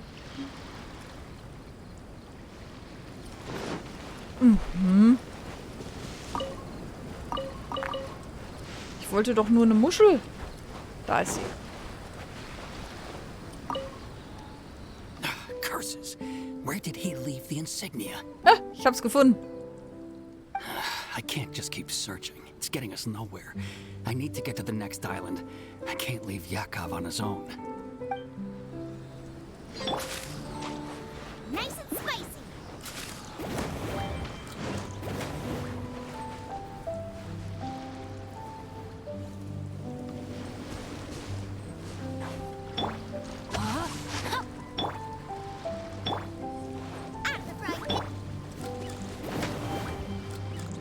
Nee, reicht noch nicht. Oh, da müssen wir viel mehr machen. Wo sind die anderen? Hä?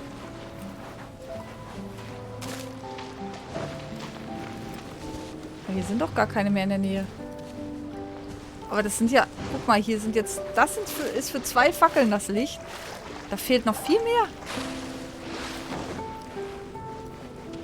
Und vielleicht mit der Herausforderung dann?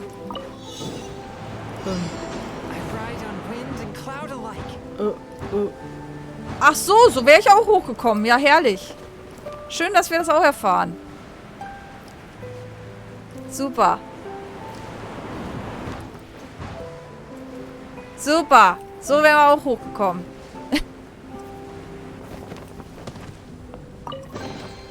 Unexpected, but welcome. Toll. Sehr geil.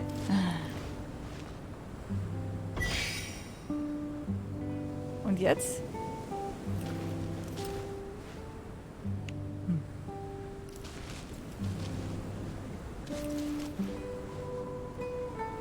So wären wir auf relativ einfache Art hier hochgekommen. Haha.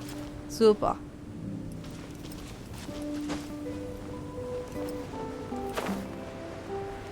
So, sind hier noch irgendwelche Fackeln zu sehen?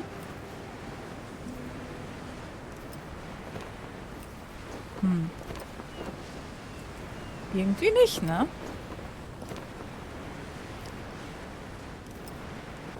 Hier? Nee.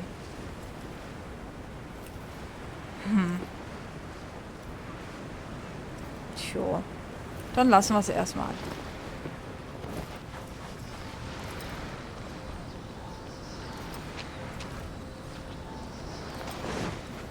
Dann würde ich es erstmal lassen. Oh, guck mal, hier gibt's Löwenzahn.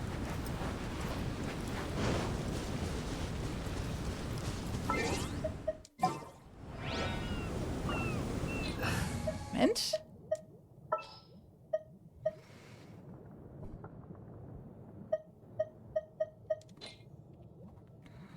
I want to help.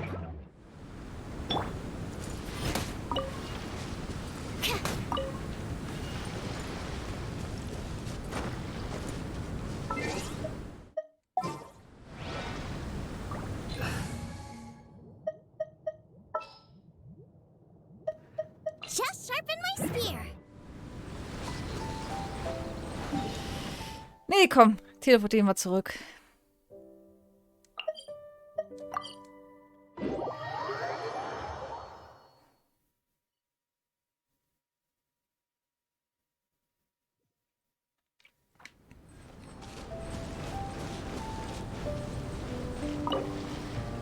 Okay.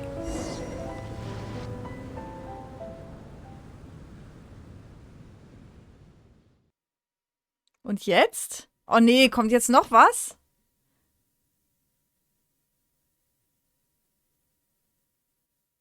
Jetzt kommt noch sowas. Oh, so lang wollte ich gar nicht machen heute. Ich wollte 2 Stunden machen. Wow, it's a new place. Okay. As was the case last time, only Lord Kazuha is missing. Don't worry, leave it to us.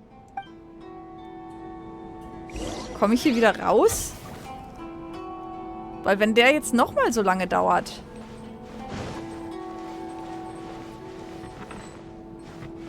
Okay.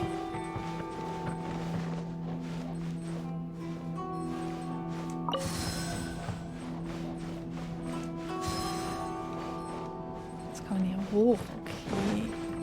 Das hier ist erstmal blockiert. Und hier ist auch nicht mehr viel, okay.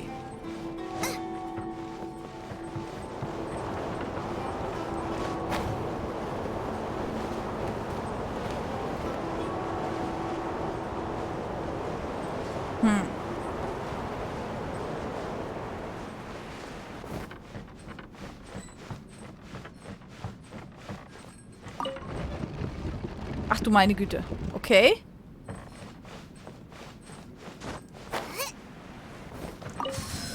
Kann man jetzt das aufsammeln? Aber wo ist denn der nächste Schrein? Ah, da. Okay.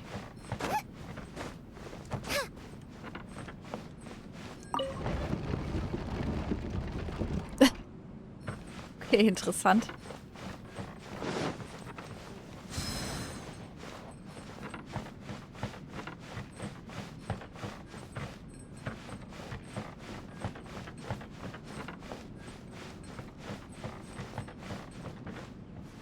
Aber noch eins war jetzt nicht hier, ne?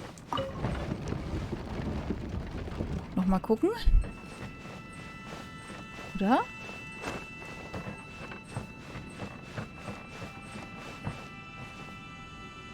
Oh, okay. Da ist noch so ein Schrein. Sehr spannend. Die Sache ist halt wirklich... Ziehen wir das jetzt noch durch? Ah, wir können es verlassen.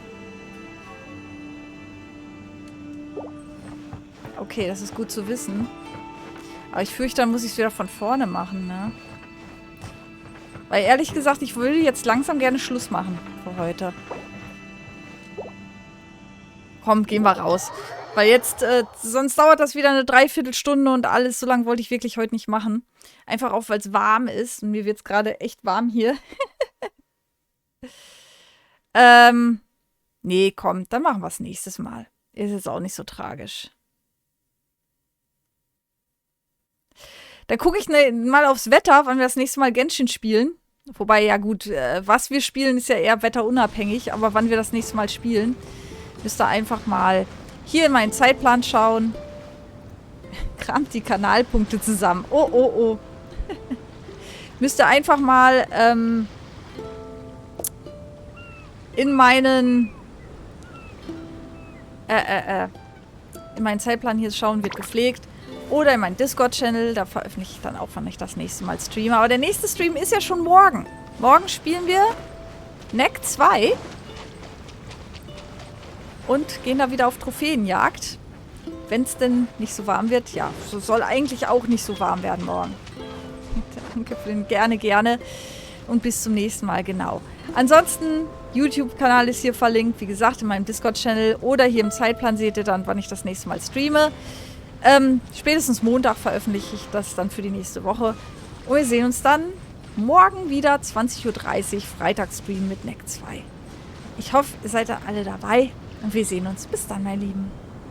Ciao, ciao.